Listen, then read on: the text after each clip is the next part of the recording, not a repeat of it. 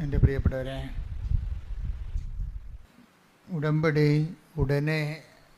ഉടമ്പടിയുടെ വിഷയത്തിൻ്റെ മേൽ ദൈവീകമായ ഇടപെടലുണ്ടാകാൻ പണ്ട് ഞാൻ നിങ്ങൾക്ക് ഒരു ഷോർട്ട് കട്ട് പറഞ്ഞു തന്നിട്ടുണ്ട്, ഒരു കുറുക്ക് വഴി.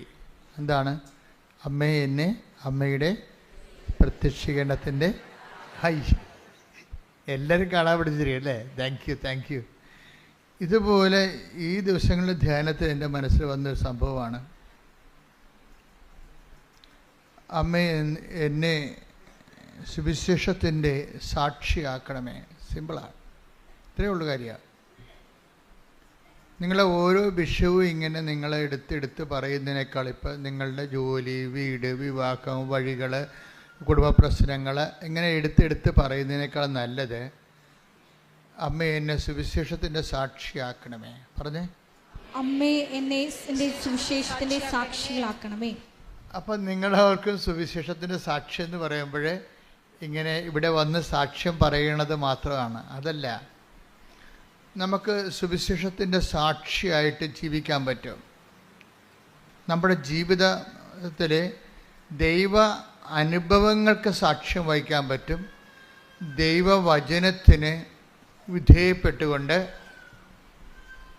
സുവിശേഷവിഹിതമായ സമീപനത്തോടെ നമ്മൾക്ക് എല്ലാ വിഷയങ്ങൾക്കും സുവിശേഷവിഹിതമായ സുവിശേഷത്തിൻ്റെ ആന്തരിക അർത്ഥം ആവഹിച്ചുകൊണ്ട് നമുക്കൊരു വിശ്വാസ സമീപനമുണ്ട്. അത് നമ്മുടെ പെരുമാറ്റത്തിലൂടെയാണ് വരുന്നത്. പെരുമാറ്റത്തിലൂടെ നമുക്ക് സുവിശേഷത്തിൻ്റെ സാക്ഷിയാകാൻ പറ്റും. പെരുമാറ്റത്തിലൂടെ ഏറ്റവും നല്ലതുകൊണ്ട് ഇപ്പം നമ്മൾ മരിയോളജി അല്ലെങ്കിൽ മാതാവിൻ്റെ പ്രത്യക്ഷീകരണത്തെക്കുറിച്ച് മാതാവിനെക്കുറിച്ചൊക്കെ പഠിക്കുമ്പോൾ മാതാവ് പരിശുദ്ധ അമ്മ സുവിശേഷത്തിൻ്റെ പെരുമാറ്റ സാക്ഷിയാണ്. ഈ ദിവസങ്ങളിൽ എന്നെ ഞാൻ ധ്യാനിച്ചൊരു വിഷയമാണ് പെരുമാറ്റ സാക്ഷി. നമ്മൾ പെരുമാറുന്നില്ലേ, പേരിൻ്റെ പെരുമാറ്റം വെച്ചാൽ നമ്മളെ എന്താണ് സെൽഫ് എക്സ്പ്രഷൻ. നമ്മളിപ്പോൾ ജോസഫച്ചൻ്റെ പേരിൻ്റെ മാറ്റം, അത് ദേഷ്യക്കാരനാണെങ്കിൽ ദേഷ്യമാണ് ആ മാറണത് ശരിക്കും ഇല്ലേ? അപ്പം ഞാൻ ഇനി ദേഷ്യമായിട്ട് ഫൈറ്റ് ചെയ്യേണ്ടി വരും സുവിശേഷവിഹിതമായിട്ട്. വല്ല അസൂയ, പരദൂഷണമോ, പകയോ, ചതിയോ, മുൻകോപമോ, കലക്കമോ, ഭിന്നതയോ ആണ് എൻ്റെ പെരുമാറ്റത്തിലുണ്ടെങ്കിൽ അതും പെരുമാറുമ്പോൾ ആ പേരിൻ്റെ കൂടെയുള്ള മാറ്റത്തിൽ അതാണ് വരേണ്ടത്, പ്രതിഫലിക്കുന്നത്. സെൽഫ് എക്സ്പ്രഷൻസ് എന്ന് വരും. പെരുമാറ്റം എന്ന് പറഞ്ഞാൽ അതിനെ വിശ്വാസബന്ധിയായിട്ട് നമ്മളതിനെ തർജ്ജമ ചെയ്താൽ പെരുമാറ്റം ബിഹേവിയറിനേക്കാൾ ഉപരി സെൽഫ് എക്സ്പ്രഷനാണ്. സുവിശേഷം ഒരു സെൽഫ് എക്സ്പ്രഷൻ നമുക്ക് വിഭാവന ചെയ്യുന്നുണ്ട്. സുവിശേഷം സ്വീകരിച്ച ആൾ, സുവിശേഷത്തിൻ്റെ സാക്ഷി, അവരുടെ ഒരു തനത് സെൽഫ് എക്സ്പ്രഷൻസ് ഉണ്ട്. മാതാവിൻ്റെ പരിശുദ്ധ അമ്മയുടെ സെൽഫ് എക്സ്പ്രഷൻ എന്താണ്? മറിയത്തിൻ്റെ മൗനമാണ് അല്ലേ? മറിയം എല്ലാം ഹൃദയത്തിൽ കടുത്ത സംഘർഷാവസ്ഥയിൽ പൊട്ടിത്തെറിക്കാതെ അത് ഹൃദയത്തിൽ take the word of God, അതായത് ലൂക്ക 2:19 2:51 ഈ വചനമുള്ളത്. 2 പ്രാവശ്യമുണ്ട്. ലൂക്ക 2:19 മറിയമാകട്ടെ ഇവയെല്ലാം ഹൃദയത്തിൽ സംഗ്രഹിച്ച് ഗാഢമായി ചിന്തിച്ചുകൊണ്ടിരുന്നു. നമ്മൾ പ്രതീക്ഷിക്കുന്നതും നമ്മൾ എക്സ്പെക്റ്റ് ചെയ്യണതും നമ്മൾ എക്സ്പെക്റ്റ് ചെയ്യുന്നതിന് ഘടകവിരുദ്ധമായി സംഭവിക്കുക. നമ്മൾ പ്രതീക്ഷിക്കുന്നതിന് ഘടകവിരുദ്ധമായൊരു സംഭവം നടക്കുക. ഇപ്പോൾ 26-ാം തീയതി 2 ലക്ഷം രൂപ തരാമെന്ന് പറഞ്ഞു. അപ്പം നമ്മൾ 27-ാം തീയതി നിങ്ങളുടെ കടക്കാർക്ക് ഡേറ്റ് പറഞ്ഞിരിക്കുകയാണ്. ഇയാൾ പറഞ്ഞതനുസരിച്ചാണ് നമ്മൾ ഡേറ്റ് കൊടുത്തിരിക്കുന്നത് അല്ലേ? 26-ാം തീയതി നമുക്ക് പൈസ കിട്ടണം, നമ്മൾ 27-ാം തീയതി നമ്മുടെ കടക്കാർക്ക് കൊടുക്കും. അപ്പോൾ 26-ാം തീയതി പൈസ തരാനുള്ള ആൾ, അപ്പോൾ നമ്മൾ വളരെ ക്ലിയറാണ്, സന്തോഷമായിട്ടൊക്കെ ഇരിക്കുകയാണ്. അപ്പോൾ 26-ാം തീയതി ഇയാൾ നമ്മളെ വിളിച്ചിട്ട് പറയണേ, ഡേറ്റ് നിങ്ങൾക്ക് പറഞ്ഞ ആളിനോട് ഡേറ്റ് നീട്ടിത്തരുമോ എന്ന് ചോദിക്കുക. ഇവിടെ എനിക്ക് പൈസ കിട്ടിയിട്ടില്ല. ഇച്ചോ, ഇനി ഞാൻ നാട്ടിൽ നിൽക്കാൻ പറ്റത്തില്ല, ആൾക്കാരെന്നെ തല്ലിക്കൊല്ലുമെന്നാണ് നമ്മളെ പൊട്ടിത്തെറിക്കും. അപ്പോൾ നമ്മുടെ ഉടമ്പടിയെല്ലാം പോയി. എന്താ ഒറ്റ സംഭവത്തിൽ ഉടമ്പടിയെല്ലാം ഉടഞ്ഞു പോകും. പല ആൾക്കാരെ ഉടമ്പടി ഉടഞ്ഞു പോയിട്ടുണ്ട്. പിന്നെ നിങ്ങൾ കഷ്ണം ഈ കുപ്പിയൊക്കെ പൊട്ടിച്ച് കഴിഞ്ഞാൽ പിന്നെ കഷ്ണം കൊണ്ട് നടക്കത്തില്ലേ? ഉടമ്പടിയുടെ ഉടഞ്ഞ കഷ്ണം കൊണ്ടാണ് ചില ആൾക്കാർ നടക്കുന്നത്. ഉടമ്പടി ഉടഞ്ഞു പോയി നേരത്തെ, അതിൻ്റെ കഷ്ണം കൊണ്ടാണ് നിങ്ങൾ നടക്കുന്നത് പലരും. കാര്യം ഉടമ്പടി ഉടയണ സാഹചര്യം കാര്യം ഉടമ്പടിയിൽ ഈ ബിഹേവിയറിസം ബിഹേവിയറിസം അല്ല, ഈ സെൽഫ് എക്സ്പ്രഷൻസ്. കാര്യം നമ്മൾ ആരോടാണ് ഉടമ്പടി ചെയ്തിരിക്കുന്നത്? ദൈവത്തോട്. അപ്പോൾ ദൈവത്തോട് ഉടമ്പടി ചെയ്യുമ്പോൾ നമ്മളുടെ റിസ്ക് എന്താ? ദൈവത്തിൻ്റെ ഒരു സ്വഭാവത്തിലേക്ക് നമ്മൾ അങ്ങനെ വരും എന്നുള്ള രീതിയിൽ നമ്മൾ ദൈവത്തിൻ്റെ തുല്യാക്കി കണ്ടുകൊണ്ടാണ് ദൈവം നമ്മളോട് ഉടമ്പടി ചെയ്തിരിക്കുന്നത്. ദൈവത്തിൻ്റെ സ്വഭാവത്തിലേക്ക് നമ്മൾ വരും എന്ന് ദൈവം പ്രീസപ്പോസ് ചെയ്തിട്ടാണ് നമ്മളോട് ഉടമ്പടി ചെയ്തിരിക്കുന്നത്. അപ്പോൾ നമ്മളെന്ത് ചെയ്യും? വരാൻ പോകുന്ന അനുഭവങ്ങളെ എല്ലാം എടുത്തിട്ട്, അപ്പോൾ അമ്മ ഇപ്പോൾ ഒത്തിരി പെറ്റുകിടക്കണ രാത്രിയിൽ പ്രാകൃതനായ മനുഷ്യർ വന്ന് പ്രതീക്ഷിച്ചല്ല ശരിക്കും പറഞ്ഞാൽ അത്. അപ്പോൾ പൊട്ടിത്തെറിക്കേണ്ടതാണ്, അല്ലെങ്കിൽ നിരാശപ്പെടേണ്ടതാണ്. ഈ ചുമ്മാ ഈ ചവക്കുഴി വന്ന് കിടക്കേണ്ടി വന്നല്ല. ദൈവത്തിന് വേണമെങ്കിൽ എന്നെ വീട്ടിൽ നിർത്താൻ പാടില്ലായിരുന്നോ? എന്തിനാണ് ഇപ്പോൾ ഈ കനേഷുമാർ ഇപ്പോൾ കൊണ്ടുവന്ന് വെച്ചത്? 100,000 ചോദ്യങ്ങൾ നമുക്ക് വേണമെങ്കിൽ ദൈവത്തോട് ചോദിക്കാം. പല ആൾക്കാരും ദൈവത്തോട് ഒത്തിരി ചോദ്യങ്ങൾ ചോദിച്ചാണ് അകന്നു പോയത്. പല പല കാര്യങ്ങൾ. ഇപ്പം ഞാൻ 3 പ്രാവശ്യം പുതുക്കിയതല്ലേ? ദൈവത്തോട് ചോദിക്കാവുന്ന ചോദ്യമാണ് അല്ലേ? ഞാൻ IELTS ഇപ്പോൾ 8 പ്രാവശ്യം എഴുതിയ ഒരാൾക്കുണ്ട്, ഞാൻ ഇന്നലെ കണ്ട്. അപ്പോൾ CCA പരീക്ഷ 16 പ്രാവശ്യം എഴുതിയ ഒരാളെ കണ്ട്. ഇനി അയാൾക്ക് ചാൻസ് ഇല്ല, അയാൾ ഉദ്യോഗം രാജിവെക്കേണ്ടി വരും. ഞാൻ പറഞ്ഞ് രാജിവെക്കേണ്ടി വരത്തില്ല, നീ ധൈര്യമായിട്ട് പോകാൻ പറഞ്ഞു. അതെന്ത്, ഞാൻ അയാളെ കണ്ടുകൊണ്ട് പറഞ്ഞതാണ്? അല്ല, അത് എൻ്റെ ഒരു ആസ്തി. ഇത്രയും നാൾ ദൈവത്തിന് വേണ്ടി ജീവിച്ചതിൻ്റെ ഒരു ആസ്തിയുണ്ട്.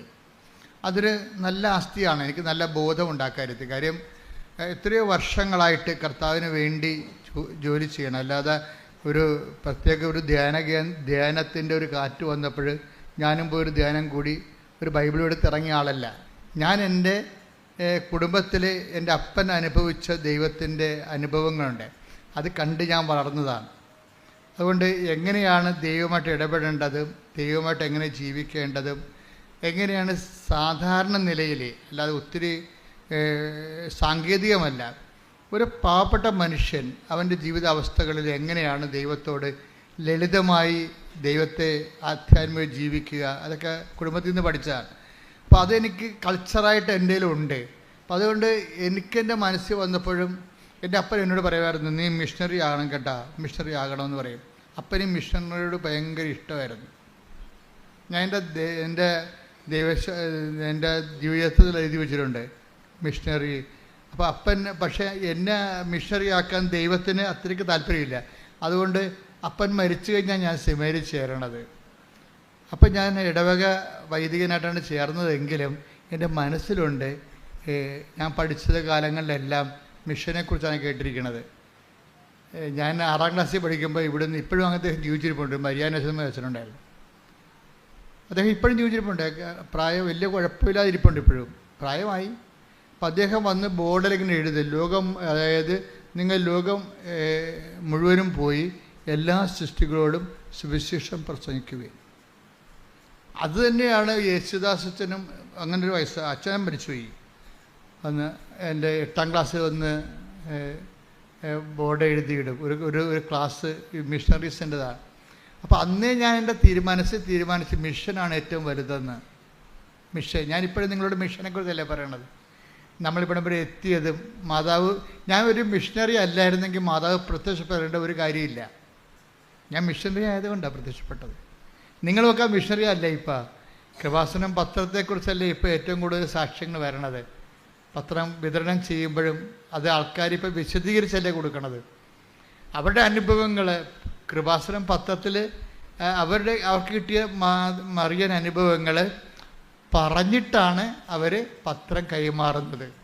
നിന്ന് പറയണവരൊക്കെ ഉണ്ട്, വഴിയോ ആളെ പിടിച്ചു നിർത്തി പറയുന്ന ആൾക്കാരൊക്കെ ഉണ്ട്.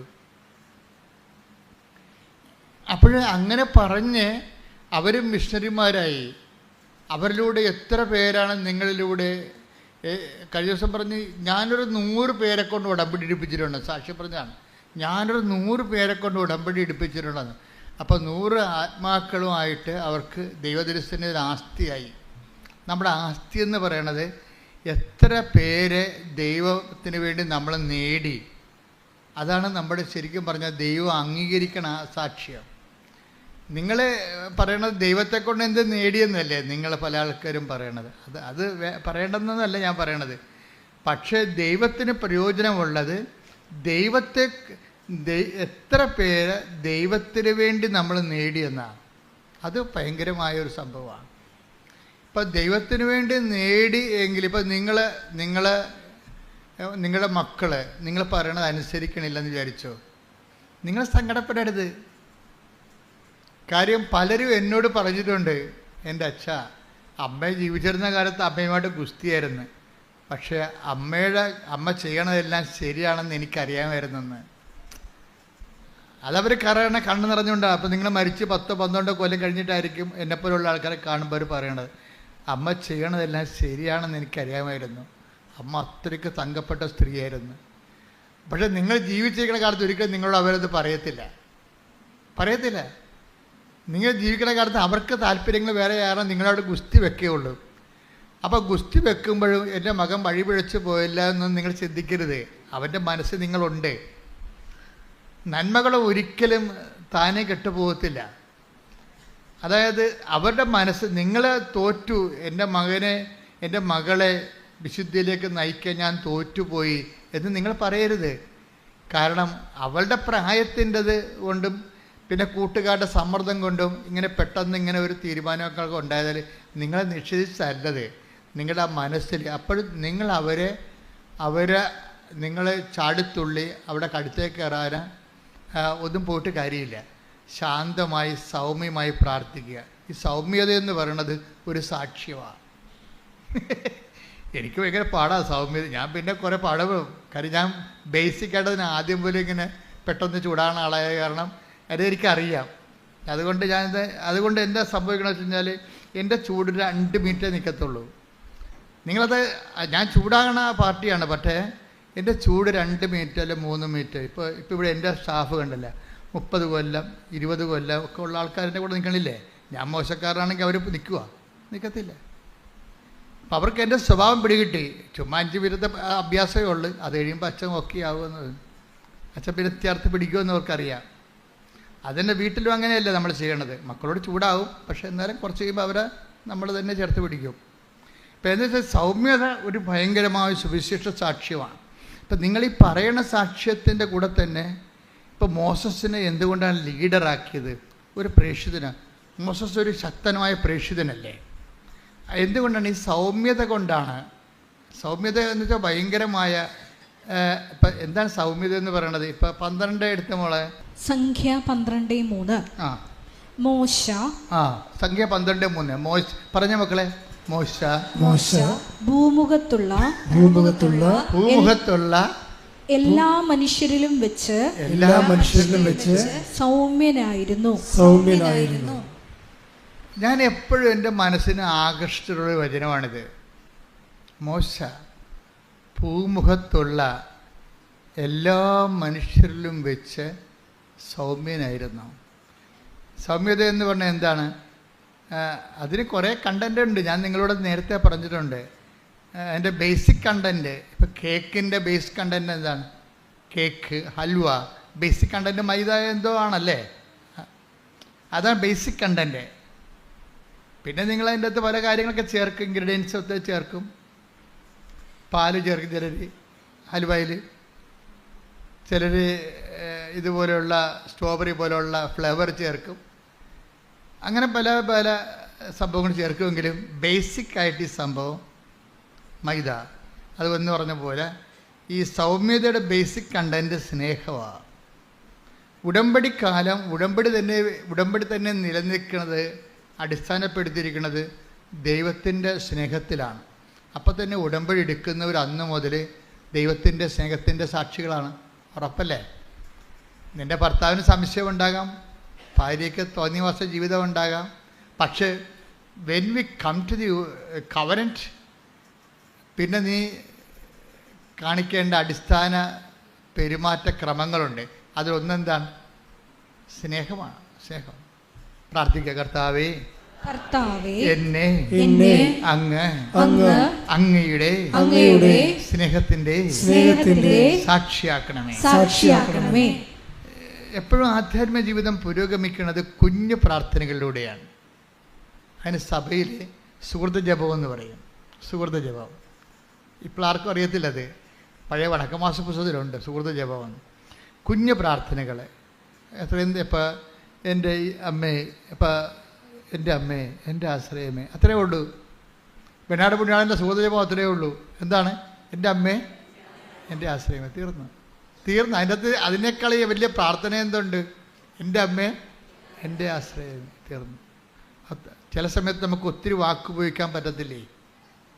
ഇപ്പോൾ കൊച്ചിനെ പട്ടി കടിച്ച് അവനെ ആശുപത്രിയിൽ കൊണ്ടുവന്നപ്പോൾ എടുത്തില്ലെന്ന് പറയുമ്പോൾ അതിപ്പോൾ എപ്പട്ടിയാണെന്ന് കേൾക്കുമ്പോൾ നമുക്ക് പ്രാർത്ഥിക്കാനുള്ള പ്രാർത്ഥനയാണ്. എൻ്റെ അമ്മേ, ആശ്രയം പോയി, വൈദ്യശാസ്ത്രത്തിന് ആശ്രയം പോയി, ജില്ലാ ആശുപത്രി കൊണ്ടുവന്നിട്ട് എടുത്തില്ല കൊച്ചിനെ മെഡിക്കൽ കോളേജിൽ കൊണ്ടുപോകാൻ പറഞ്ഞിരിക്കുകയാണ്. വൈദ്യശാസ്ത്രത്തിൽ നമുക്ക് ആശ്രയിക്കാൻ പറ്റത്തില്ല. പിന്നെ എന്താണ്? എൻ്റെ അമ്മേ, എൻ്റെ.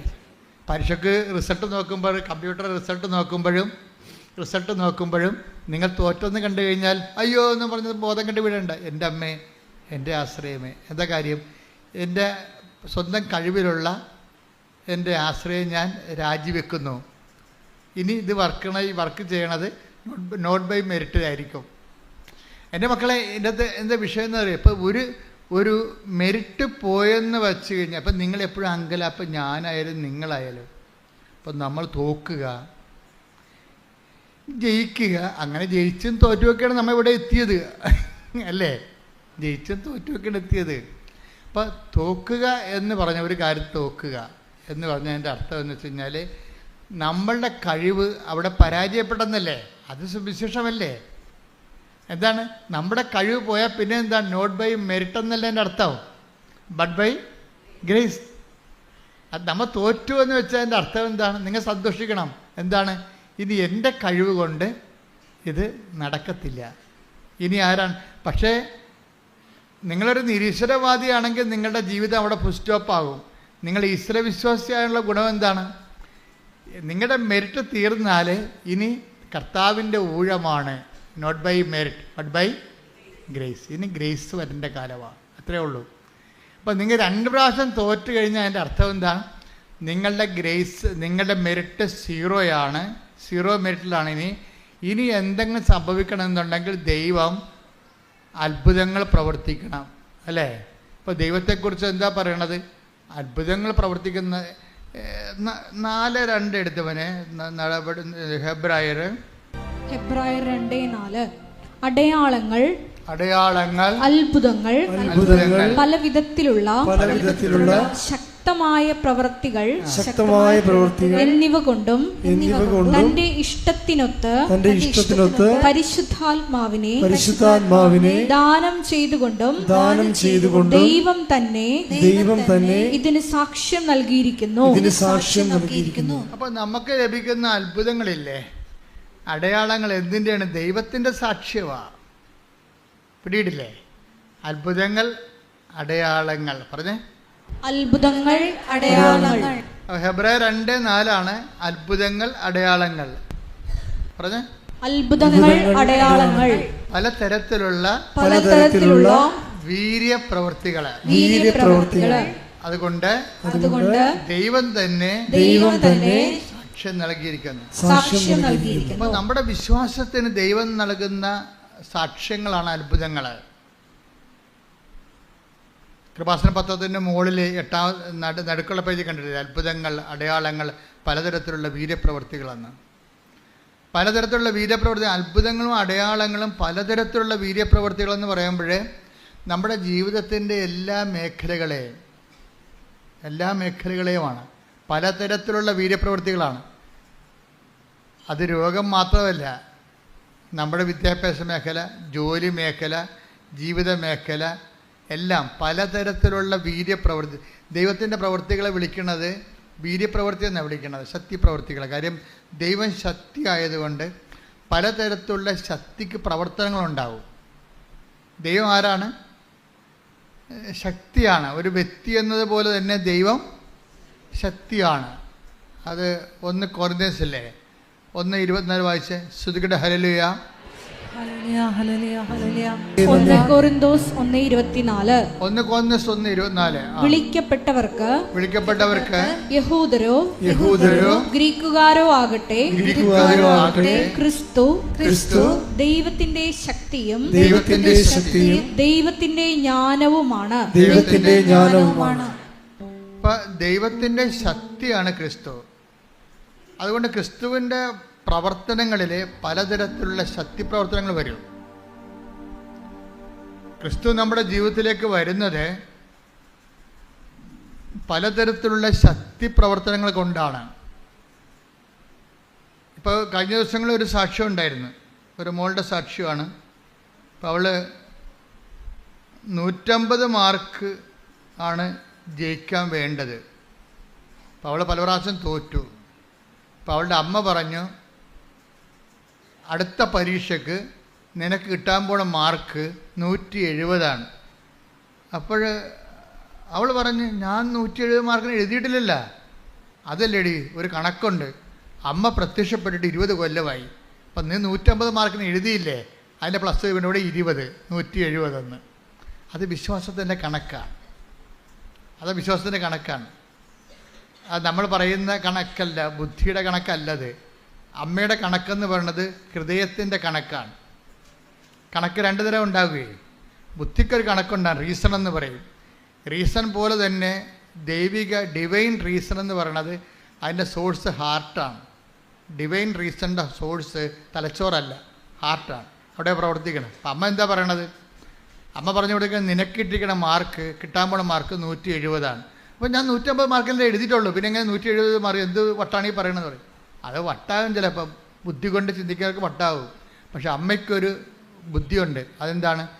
ദൈവമായിട്ടുള്ള ബന്ധമാണ് അമ്മയുടെ ബുദ്ധി. നമ്മളെ മനസ്സിലായില്ലേ? ദൈവമായിട്ടുള്ള കാര്യം. അമ്മ പ്രത്യക്ഷപ്പെട്ടിട്ട് 20 കൊല്ലമായി. അപ്പം നീ എഴുതിയിരിക്കണം 150 മാർക്കിന്. 150 × 20 70, 170. അതാണ് നിനക്ക് കിട്ടാൻ പോണ മാർക്ക്.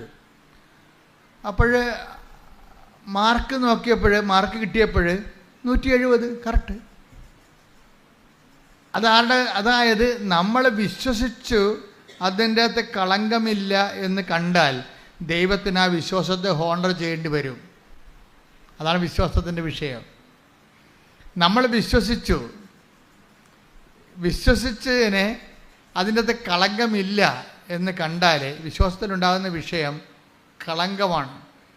നമ്മൾ സംശയം എന്ന് പറഞ്ഞാലും വിശ്വാസ കളങ്കം എന്നാണ് അതിൻ്റെ പേര്. വിശ്വാസത്തിൽ സംശയം പാടില്ല, പിന്നെ അത് വിശ്വാസമല്ലല്ലോ. സംശയം ഉണ്ടെങ്കിൽ കളങ്കിത വിശ്വാസം എന്ന് ഞാൻ പറയത്തുള്ളൂ. വിശ്വാസത്തിൽ നിങ്ങൾക്ക് സംശയം ഉണ്ടെങ്കിൽ അതിൻ്റെ അർത്ഥം എന്താണ്? കളങ്കിത വിശ്വാസം. അപ്പോൾ ചില ആൾക്കാർ പറയില്ലേ, കളങ്കിത പണക്കാരെന്നൊക്കെ പറയത്തില്ലേ? എന്നുവെച്ചാൽ ഗവൺമെൻറ്റിന് കൊടുക്കുന്നത് ദൈവത്തിന് ഗവൺമെൻറ്റിന് കൊടുക്കാതെയൊക്കെ നികുതി വെട്ടിക്കുന്ന ആൾക്കാരുടെ കയ്യിലിരിക്കുന്ന പണമാണ് കളങ്കിത പണം. അപ്പോൾ അതുപോലെ ഓരോ കാര്യം കളങ്കിത ഒന്ന് ചേർത്ത് പറയും. അതായത് ഇതുപോലെ വിശ്വാസത്തിൽ സംശയം വന്നാൽ കളങ്കിത വിശ്വാസം എന്ന് പറയും. ഇപ്പം കളങ്കിത വിശ്വാസം അല്ലാതെ ഈ അമ്മയുടെ വിശ്വാസം എന്ന് പറയുന്നത്, എൻ്റെ മകൾ രക്ഷപ്പെടാൻ അവൾ പഠിച്ച വിഷയം ഇതാണ്. ഒന്നെങ്കിൽ ഇതുകൊണ്ട് തീരും, അല്ലെങ്കിൽ ഇതിനെ അതിജീവിക്കാൻ അവൾക്ക് മെറിറ്റില്ല. പിന്നെന്താണ്? അവൾക്കുള്ളത് നിൻ്റെ ഗ്രേസാണ്.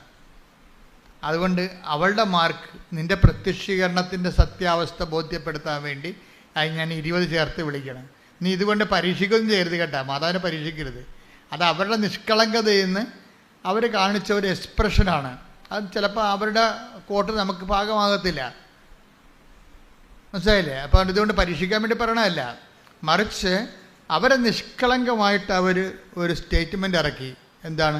മാതാവിൻ്റെ പ്രത്യക്ഷീകരണത്തിൻ്റെ 20. അപ്പോൾ മാതാവിൻ്റെ പ്രത്യക്ഷീകരണത്തിൽ അവർ വിശ്വസിക്കുന്നു. അതല്ല വിഷയം.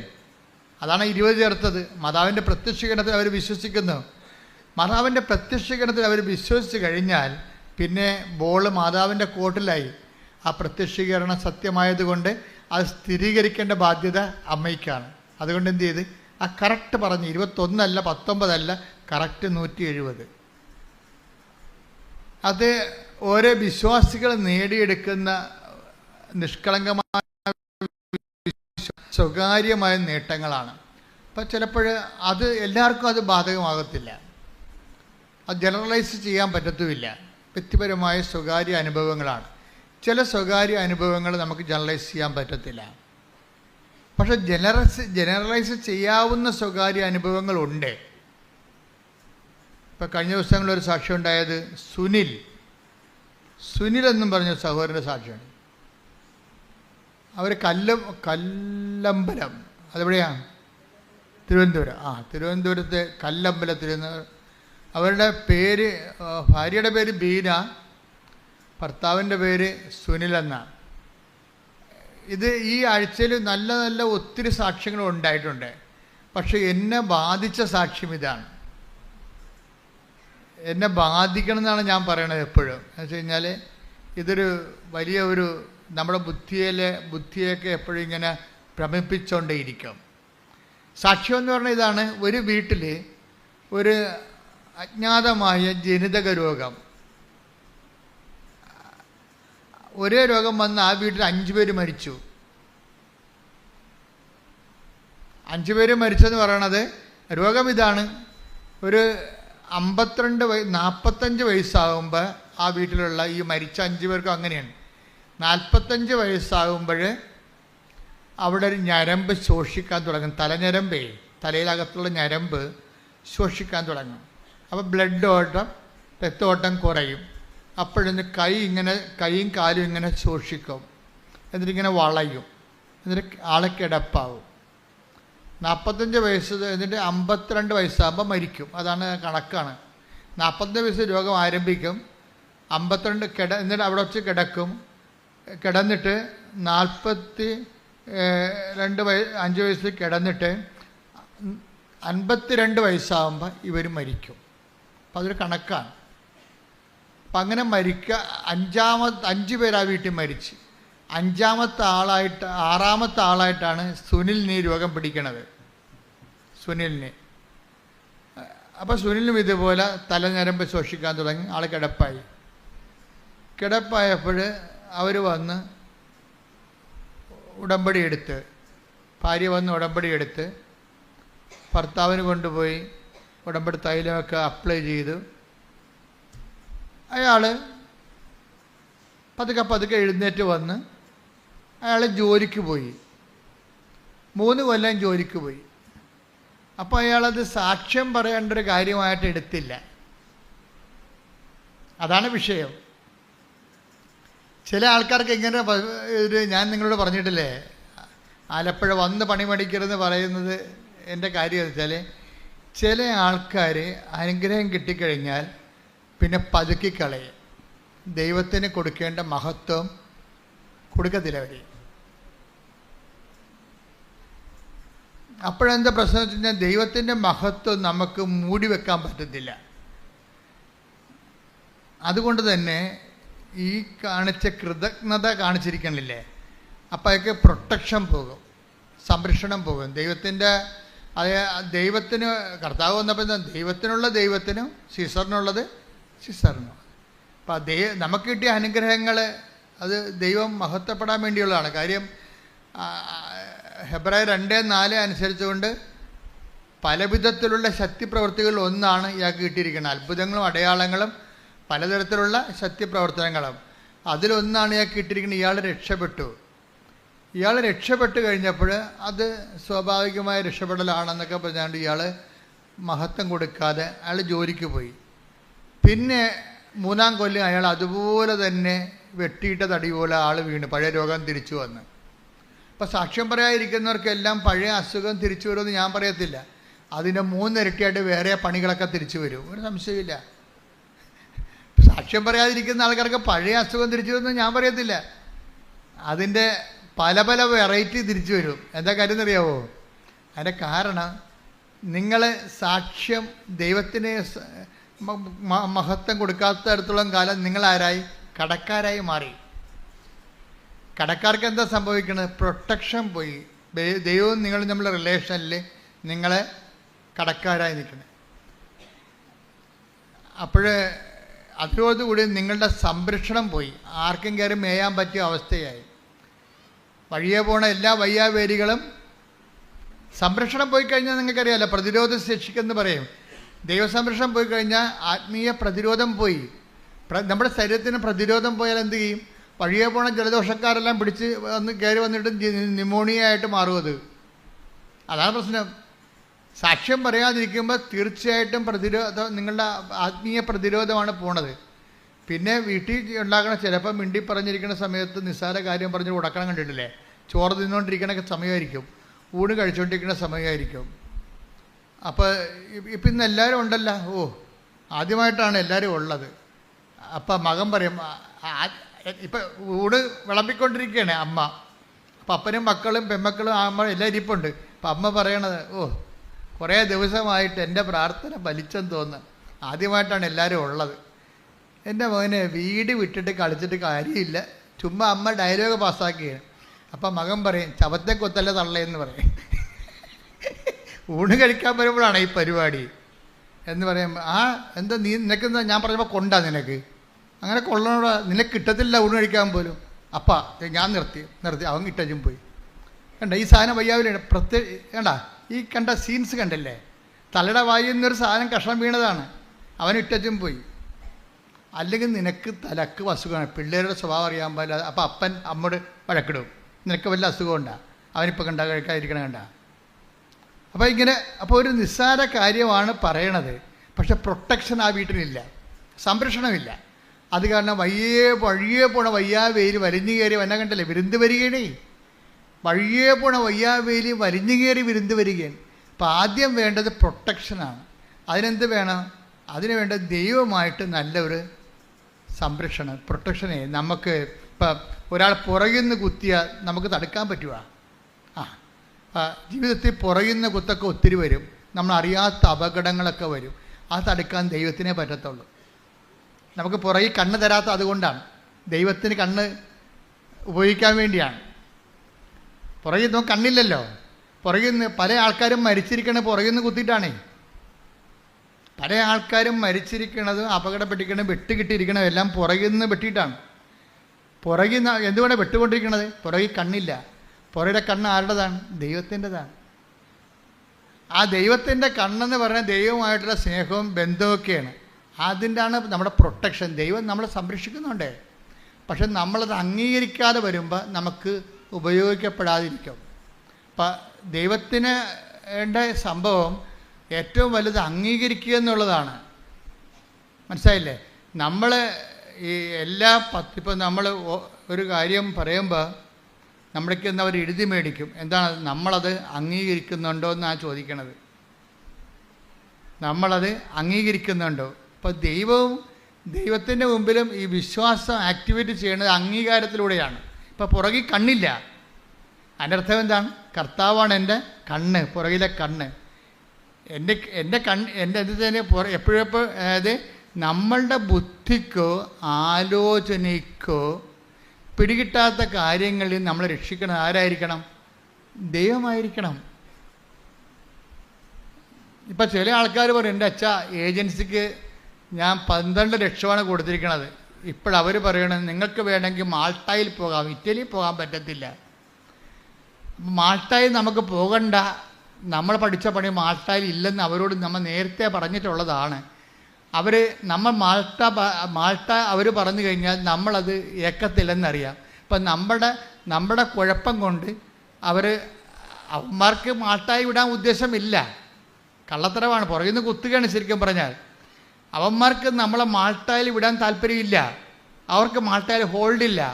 പക്ഷെ നമ്മൾ ബുദ്ധിമോശത്തിന് നേരത്തെ പറഞ്ഞിട്ടുണ്ട് മാൾട്ടായിൽ പോകേണ്ട കാര്യമില്ല, അവിടുത്തെ കരിയർ നമ്മൾ പഠിച്ചിട്ടില്ല എന്ന് പറയും.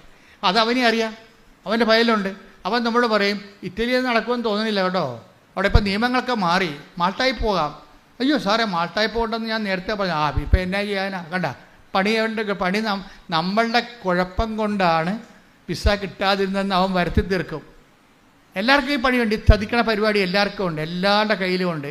ഞാൻ പേരെണ്ണി പ്രൊഫഷണൽസ് എന്ന് പറയട്ടില്ല. നമ്മുടെ കുഴപ്പം കൊണ്ടായിട്ട് അത് എന്തെങ്കിലും ഇപ്പം നമുക്ക് രോഗം വന്ന് നമ്മളുടെ എന്തെങ്കിലും രോഗത്തിൽ നമ്മളുടെ എന്തെങ്കിലും ബ്ലഡിൻ്റെ റേറ്റിംഗ് കൂടിയെന്ന് വിചാരിച്ചോ, അപ്പോൾ ഡോക്ടർ പറയും ഇന്ന കാര്യം കൊണ്ടാണെന്ന് വെച്ചാൽ നമ്മുടെ കുഴപ്പം കൊണ്ടാണെന്ന് പറഞ്ഞു. നിങ്ങൾ ഉറങ്ങിയില്ല എന്ന് പറയും. ആരുടെ കുഴപ്പമാണ്? നമ്മൾ ഉറങ്ങാത്ത ഡോക്ടർ കണ്ട. എല്ലാവർക്കും വേണ്ടത് മാപ്പുസാക്ഷികളാണ്. അതുകൊണ്ട് തന്നെ നമുക്ക് ദൈവമല്ലാതെ വേറെ ആരുമില്ല. പിടികിട്ടണം, അല്ലെങ്കിൽ ജീവിക്കാൻ പറ്റത്തില്ല. എല്ലാവരും അവിടെ കൈ കഴുകാം. പീലാത്തോസ് എന്ന് പറയുന്ന സംഭവം ഉണ്ടല്ലോ, ഒരു വല്ലാത്ത കഥാപാത്രമാണ്. അവനിങ്ങനെ കർത്താവിൻ്റെ അടുത്ത് വരുമ്പോൾ തന്നെ ബേസനും വെള്ളം എവിടെ? എന്താണ്? അയാളെ കൈ കഴുകാൻ നേരത്തെ തീരുമാനിച്ചിട്ടുണ്ട്. കൈ കഴുകാൻ നേരത്തെ തീരുമാനിച്ച പീലാത്തോസിൻ്റെ തിരക്കഥയാണ് നമ്മൾ അഭിനയിച്ച് തീർക്കുന്നത്. എന്ന് വെച്ച് കഴിഞ്ഞാൽ എല്ലാത്തിൻ്റെയും കുറ്റം അവസാനം നമ്മളായിരിക്കും. ഇപ്പം ഞാൻ കുറ്റക്കാരിയായി എന്നല്ല നിങ്ങൾ പറയണത്. എന്തെങ്കിലും സമയത്ത് വരുമ്പോൾ ഞാൻ അന്നേ പറഞ്ഞതല്ലേ എന്ന് ചോദിക്കും. എവിടാ? അന്ന് ചിലപ്പോൾ ചുണ്ടിൻ്റെ താഴെ പറഞ്ഞതായിരിക്കുമേ, അല്ലെങ്കിൽ അത് പറയേണ്ടതുപോലെ പറഞ്ഞു കാണത്തില്ല. ഇവരുടെ കയ്യിൽ നിന്ന് കഴുകാൻ വേണ്ടി പറയും ഞാൻ അന്നേ പറഞ്ഞതല്ലേ, ഇപ്പം എങ്ങനെ ഇരിക്കണേ? ഇതല്ലേ ഡയലോഗ്.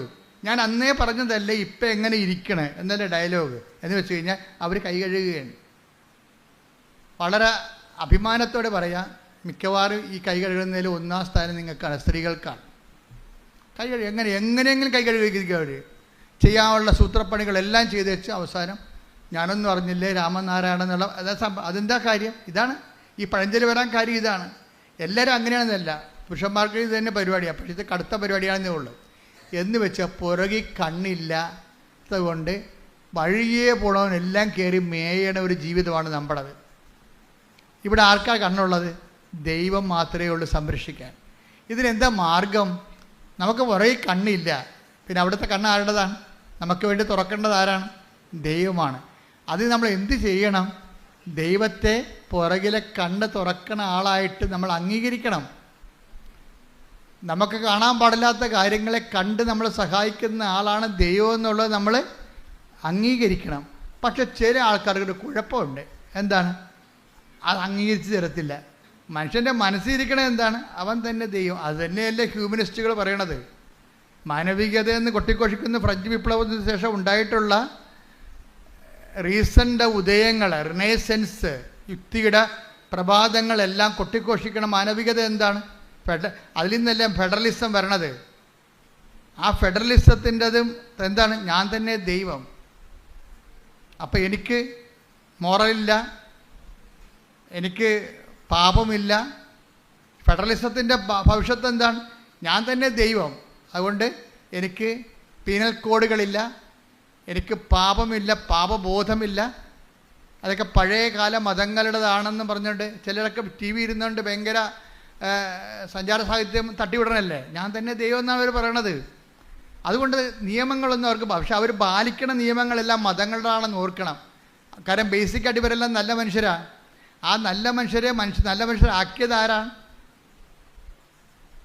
ദൈവത്തെ വിശ്വസിച്ചിരുന്നൊരു ജനതയാണ്. അവരുണ്ടാക്കിയ മോറൽ കോഡുകളാണ് ഇവർ ഫോളോ ചെയ്യണത്. പക്ഷെ അവർ അംഗീകരിക്കത്തില്ല. എന്താ കാര്യം? ദൈവത്തെ അംഗീകരിക്കണവർക്ക് പോരായ്മയാണ്. അതിലെ റോമ 1:29 വായിച്ച് ശ്രുതിക്കട്ടെ. ഹല്ലേലൂയ ഹല്ലേലൂയ ഹല്ലേലൂയ ഹല്ലേലൂയ ഹല്ലേലൂയ.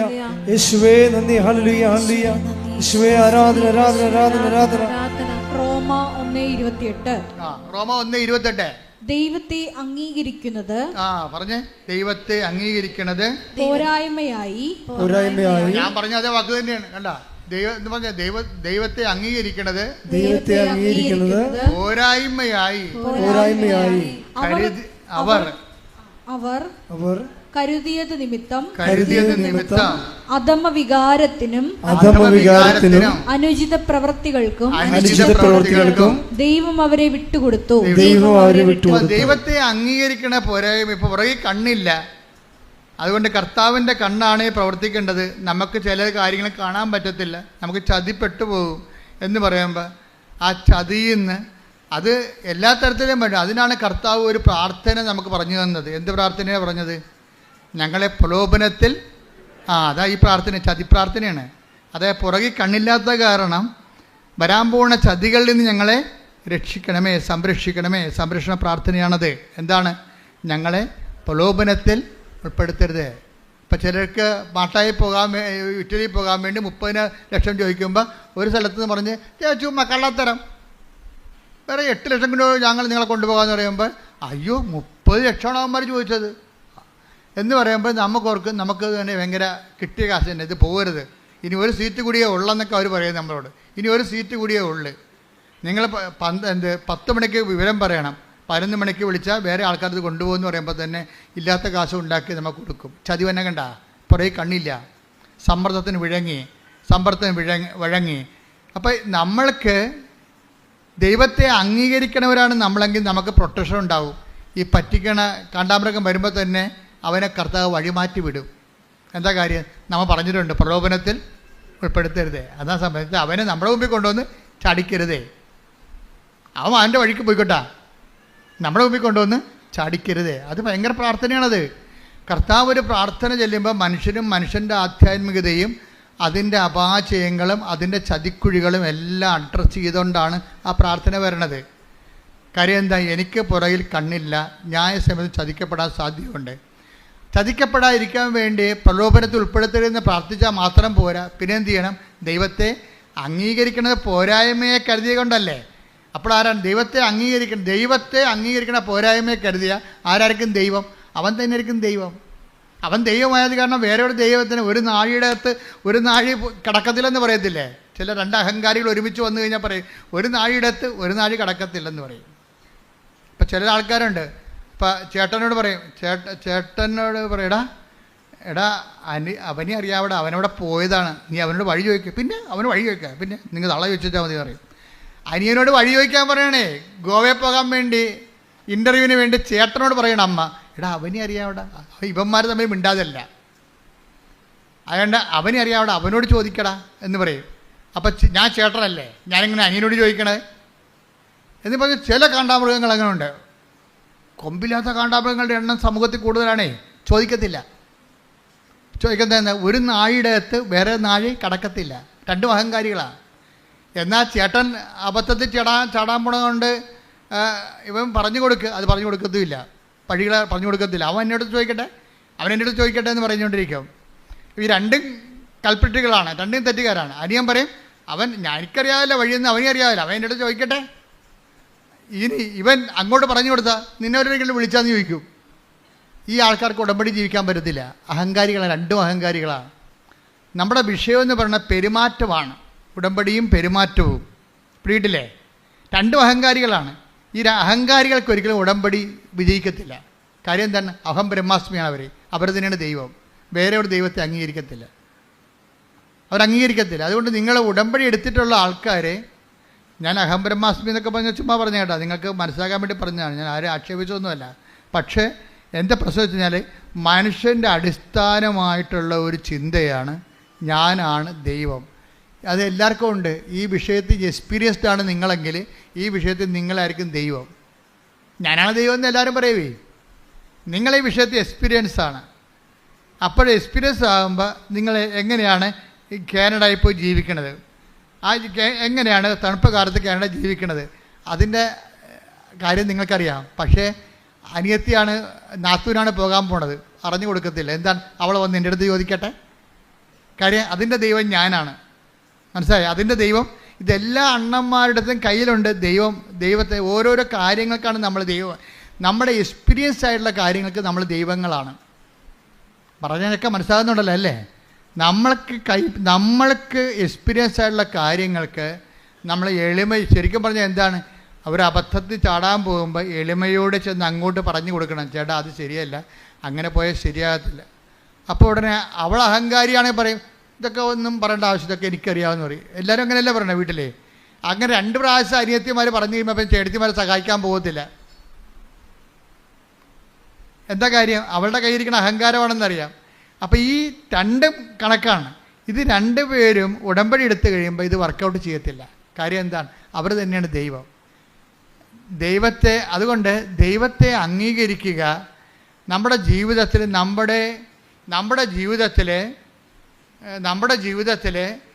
നമ്മളുടെ കൺട്രോളിൽ കിട്ടാത്ത കുറേ കാര്യങ്ങളുണ്ട്. അതുകൊണ്ട് എന്ത് ചെയ്യണം? അത് ദൈവമാണ് അത് കൈകാര്യം ചെയ്യേണ്ടത്. പുറകിൽ നിന്ന് വന്ന കുത്തും വെട്ടുമൊന്നും നമുക്ക് തടുക്കാൻ പറ്റത്തില്ല. അനക്കം കേട്ടാൽ ചിലപ്പോൾ തിരിയാൻ പറ്റും. ചിലപ്പോൾ കൊല്ലാൻ വന്നവന് അനക്കം ഉണ്ടാക്കി ബഹളം എല്ലാവരെയും വിളിച്ച് പറഞ്ഞിട്ടാണ് വന്നത്. അല്ല, അവൻ പതുങ്ങിയല്ലേ വരത്തുള്ളൂ. അപ്പം അതുകൊണ്ട് തന്നെ നമുക്ക് ദൈവത്തിനെ നമുക്ക് വേണ്ടി വരും. പക്ഷേ ദൈവത്തെ നമ്മൾ അംഗീകരിക്കണം. അംഗീകരിച്ചിട്ട് എന്താ ചെയ്യേണ്ടത്? അംഗീകരിക്കുന്നതിൻ്റെ ഭാഗമായിട്ടാണ് നമ്മൾ അഹങ്കാരം അമർത്തണത്. പിടികിട്ടിയാ? രണ്ട് ദൈവം ഒരുമിച്ച് വസിക്കത്തില്ലല്ലോ. അഹങ്കാരം നമ്മൾ ദൈവമല്ലേ. നമ്മളെ ദൈവമാക്കുന്നത് ആരാണ്? അഹങ്കാരമല്ലേ. നമ്മളെ ദൈവമാക്കുന്നത് ആരാണ്? നമ്മുടെ അഹങ്കാരമാണ്. ഇപ്പം രണ്ട് ദൈവം ഒരുമിച്ച് വസിക്കാത്ത കാരണം അഹങ്കാരികളെ ചിതറിക്കാതെ, അത് അമ്മയുടെ വചനങ്ങളെ കണ്ടില്ലേ, അഹങ്കാരികളെ ചിതറിച്ചു. വചനം എടുത്ത് ശ്രുതിക്കട്ടെ. ഹല്ലേലൂയ, ഹല്ലേലൂയ, ഹല്ലേലൂയ. യേശുവേ നന്ദി. ഹല്ലേലൂയ, ഹല്ലേലൂയ, ഹല്ലേലൂയ, ഹല്ലേലൂയ, ഹല്ലേലൂയ, ഹല്ലേലൂയ. ലൂക്ക 1:52. ലൂക്ക 1:52. 51:52. അവിടുന്ന് തന്റെ ഭുജം കൊണ്ട് ശക്തി പ്രകടിപ്പിച്ചു. ഹൃദയ വിചാരത്തിൽ അഹങ്കരിക്കുന്നവരെ ചിതറിച്ചു. ശക്തന്മാരെ സിംഹാസനത്തിൽ നിന്ന് മറിച്ചിട്ടു. എളിയവരെ ഉയർത്തി. അപ്പോൾ ഇതിൻ്റെ അകത്ത് വരുന്ന ഒരു വിഷയം, അഹങ്കാരം കുറക്കുമ്പോൾ തന്നെ ഒരു എളിമ വരത്തില്ലേ? അപ്പോഴതിനാണ് വിനയം എന്ന് പറയണത്. ചില ആൾക്കാർക്ക് ഭയങ്കര വിനയമായിട്ട് നമുക്ക് നിവൃത്തിയില്ലാത്ത കാര്യം സാധിച്ചെടുക്കാൻ വേണ്ടി ചില ആൾക്കാർ വിനയം അഭിനയിക്കും. അവർക്ക് വിനയമില്ല. ചുമ്മാ ഈ കാര്യം കാണാൻ വേണ്ടി തൽക്കാലം കാണിക്കുന്ന ഒരു അഭ്യാസമാണെന്ന് നമുക്കറിയാമെങ്കിലും ആ അഭിനയമല്ല. അതായത് ഈ അഹങ്കാരം അവസാനിപ്പിക്കുമ്പോഴാണ് വിനയം രൂപപ്പെട്ട് വരുന്നത്. അഹങ്കാരവും വിനയവും ഒരുമിച്ച് വസിക്കത്തില്ല. അതിവിടെ വിഷയമാണ്. ഉടമ്പടിയിലുള്ള ആൾക്കാർ ഇപ്പം അതെനിക്കറിയാം, എന്നോട് ആരും പഠിപ്പിക്കണ്ട എന്ന് പറയത്തില്ല. അതാണ് അഹങ്കാരം. അതെനിക്കറിയാം, എന്നെ ആരും പഠിപ്പിക്കണ്ട എന്ന് പറയും. ചില ആൾക്കാർ കുറേ മുമ്പോട്ട് പോയാലും പരിചയമില്ലാത്ത സ്ഥലത്ത് ചെന്നാലും ആരോടും വഴി ചോദിക്കത്തില്ല. തന്നെത്താൻ തിരക്ക് കണ്ടുപിടിക്കും. എന്താണ്? ആരോടും ചോദിക്കുമ്പോൾ എനിക്ക് വഴിയറിയാൻ പാടില്ലെന്ന് അവർക്കറിയത്തില്ലേ? അതിവർക്ക് കുറച്ചിലെന്നൊക്കെ സാധനം. കുറച്ചിൽ കണ്ട ഇവർക്കെന്താ കൂടിയ ഉരുപ്പടിയാണെന്ന് അവർക്ക് തന്നെ അറിയാം. അതാണ് കുറച്ചിലെന്ന് പറയണത്. കുറച്ചിലെന്നല്ലേ പറഞ്ഞത് അഹങ്കാരത്തിന്. അപ്പോൾ ഇവർക്ക് തന്നെ അറിയാം ഇവരെന്താ കൂടിയ ഉരുപ്പടിയാണ്. ഒരു സ്ഥലത്ത് പോവുകയാണ്, പരിചയമില്ലാത്ത വഴിയാണ്. പക്ഷേ നിർത്തിപ്പോലും ചോദിക്കത്തില്ല, ഇതെവിടെയാണ് പോകേണ്ടതെന്ന് ചോദിക്കത്തില്ല. എന്താണ്? തിരക്ക് കണ്ടുപിടിക്കും. ഇപ്പോൾ വന്ന് ഗൂഗിളിനോട് മാത്രമല്ലേ ചോദിച്ചുള്ളൂ. അങ്ങനെയല്ല ആൾക്കാർ കുളത്തിൽ ചാടണത്. ഇപ്പം അഹങ്കാരികൾക്ക് ഏറ്റവും വലിയ ഗുണം ചെയ്തിരിക്കണ ഗൂഗിളാണ്. എങ്ങനെയാലും എപ്പോഴായാലും പാഠശേഖരത്തൊക്കെ ചെന്ന് അവസാനിക്കണത്. ഗൂഗിൾ ചേച്ചി എപ്പോഴും തെറ്റിക്കുമല്ല. എന്നാലും വാവിളിച്ചാരോടും ചോദിക്കത്തില്ല. നിങ്ങൾ വാവിളിച്ചൊരു കാര്യം ചോദിക്കാത്തതാണെങ്കിൽ അഹങ്കാരിയാണെന്ന് നിങ്ങൾ ഓർത്തുവെച്ചാൽ മതി. അത് ഈ കാര്യത്തിന് വേണ്ടിയല്ല, പല കാര്യത്തിലും നിങ്ങൾ അഹങ്കാരിയാണ്. ഒരു കാര്യത്തിൻ്റെ പോവഴി എങ്ങനെയാണ് എന്ന് ചോദിക്കണം. അറിയാൻ പറയും ചോദിക്കണം. അത് ചോദിക്കുന്നില്ല, അതിന് മോന്തം കയറ്റി ഇരിക്കുകയുള്ളൂ. മറ്റുള്ളവർ ഇങ്ങോട്ട് വന്ന് പറയട്ടെ എന്നൊക്കെ പറയുന്ന സംഭവം ഇവർക്ക് ഉടമ്പടി വർക്കൗട്ട് ചെയ്യത്തില്ല. ഇത് മരിയ സ്പിരിച്വാലിറ്റി വർക്ക് ചെയ്യുന്ന സാധനമാണ്. അത് കാരണം അഹങ്കാരികളെ ഒന്നെങ്കിൽ ദൈവം ചിതറിക്കും, അല്ലെങ്കിൽ നമ്മളെ ചിതറിക്കണം. ഒപ്പിച്ചു പോകാൻ പറ്റത്തില്ല. അപ്പോൾ അത് വിനയാനെതിരെ അവൻ ഉയർത്തി. കണ്ട വചനത്തിൽ take the bed of God. ലൂക്ക 1:52. ലൂക്ക 1:52. ശക്തന്മാരെ സിംഹാസനത്തിൽ നിന്ന് മറിച്ചിട്ടു. എളിയവരെ ഉയർത്തി. അപ്പൊ എളിയവരെ ആരാണ് ഉയർത്തുന്നത്? എളിയവരെ അവരുടെ ചിറ്റപ്പന അങ്കളാവെന്ന് ഉയർത്തുകയല്ല. ആരാണ് ഉയർത്തണത്? ദൈവം. എന്ന് വെച്ചാൽ എളിയവരെന്ന് പറയുമ്പോൾ മെറിറ്റ്, നോട്ട് ബൈ മെറിറ്റ് എന്നതിൻ്റെ അർത്ഥം എനിക്ക് യോഗ്യതയില്ല, പിന്നെ ആരാണ്? എന്നെ ഒന്ന് ഉയർത്തണമേ. അത് പറയാനുള്ള എളിമ പത്രോസിനുണ്ടായിരുന്നു. കടലിൽ മുങ്ങിയപ്പോഴേ പുള്ളിവൻ നാഥാ എന്ന് പറഞ്ഞില്ലേ, ഞാൻ നശിക്കുന്നു എന്ന് പറഞ്ഞില്ലേ, ഞാൻ തീർന്നെന്ന് പറഞ്ഞില്ലേ. തീർന്നില്ല, ഞാൻ നീന്തിക്കറിക്കൊള്ളാം, ഞാൻ 45 വയസ്സ് തൊട്ട് കടലിൽ തന്നെ ജനിച്ചോളൂ, എനിക്കാരുടെ സഹായം വേണ്ടെന്ന് പത്രോസ് പറഞ്ഞെങ്കിൽ പത്രോസിൻ്റെ അവസ്ഥ എന്തായിരുന്നു? പിടിയിട്ടില്ലേ? പത്രോസ് മുങ്ങിപ്പോവുകയാണ്. നാഥാ എന്ന് വിളിച്ചുകൊണ്ട് കൈ കാണിച്ച് എന്ന് വെച്ച് കഴിഞ്ഞാൽ അപ്പം കയറി പിടിച്ച് ആ കയ്യൊന്നും പിടിക്കാൻ പറയണ്ട, എനിക്കറിയാം നീന്താൻ. ഞാൻ 45 വയസ്സിൽ വന്ന് കടൽ കണ്ട ആളാണ്. ഞാൻ 8-ാം വയസ്സിൽ കടൽ കണ്ട ആളാണ്. നിങ്ങൾ കാർപ്പൻ്റർ അല്ലെന്ന് ചോദിച്ചാൽ പണി കിട്ടുക. അതാ വിഷയം. അത് നമ്മൾക്ക് എളിമയുണ്ടോ ഇല്ലയെന്നറിയാൻ നമ്മൾക്ക് മറ്റുള്ളവരുടെ സഹായത്തിന് നമ്മൾ വാ പൊളിച്ച് മിണ്ടുമോ ഇല്ലയോ, അതാണ് അഹങ്കാരികളുടെ മിണ്ടത്തിലവർ. ചോദിക്കത്തില്ല, പരമാവധി തന്നെത്താൻ തന്നെ ചെയ്യാൻ നോക്കും. ദൈവം അത് ഉദ്ദേശിക്കണില്ല. കാര്യം നമുക്ക് ചെയ്യാൻ എല്ലാം തന്നെത്താൻ പറ്റത്തില്ല. തന്നെത്താൻ പറ്റാത്ത ഒത്തിരി കാര്യങ്ങളുണ്ട്. നിങ്ങൾ ഇംഗ്ലീഷ് സിനിമയിലൊക്കെ കണ്ടു കാണാം. ഈ ഞാൻ പണ്ടൊരു എക്സ്കർഷന് പോയപ്പോൾ എന്നെ ഈ child pregnancy and child birth എന്ന് പറഞ്ഞൊരു ഡോക്യുമെൻ്ററി. അപ്പോൾ ഒരു മദാമ തന്നെ കൊച്ചിനെ വലിച്ചെടുക്കുകയാണ്. പ്രഗ്നൻ്റാണ്, തന്നെത്താൻ മദാമ തന്നെ. എന്നിട്ട് ആ പ്ലാസൻ്റെയൊക്കെ കടിച്ചു പൊട്ടിക്കണം. എന്തെല്ലാം പരാക്രമം. പക്ഷേ ആ സിനിമയിലേ ഉള്ളൂ. നിങ്ങൾക്കറിയാമല്ലോ, പ്രസവിക്കണമെങ്കിൽ 5 നേഴ്സുമാർ വേറെ വേണമെന്ന്. അതാണ് സംഭവം. അത് സിനിമയിലേ ഉള്ളു. അത് കണ്ടുകൊണ്ട് ആരും തന്നെത്താൻ പ്രസവിക്കാൻ പോകരുത്, പണി കിട്ടും. എന്ന് വെച്ചാൽ ദൈവം ഇവിടെ സൃഷ്ടിച്ചിരിക്കണം മറ്റുള്ളവരെ കൂടി കണ്ടുകൊണ്ടാണ്. മറ്റുള്ളവർ നമ്മളെ സഹായിക്കണം, നമ്മളവരെ സഹായിക്കണം. അങ്ങനെ പരസ്പരം ആശ്രയിച്ചും സ്നേഹിച്ചും ജീവിക്കണം. അങ്ങനെ ഒരു സ്നേഹത്തിൻ്റെ കൂട്ടായ്മയുടെ വളർച്ചയിലാണ് നമ്മൾ ജീവിക്കാൻ ദൈവം ഉദ്ദേശിക്കുന്നത്. ശ്രുതികട്ടെ ഹല്ലേലൂയ.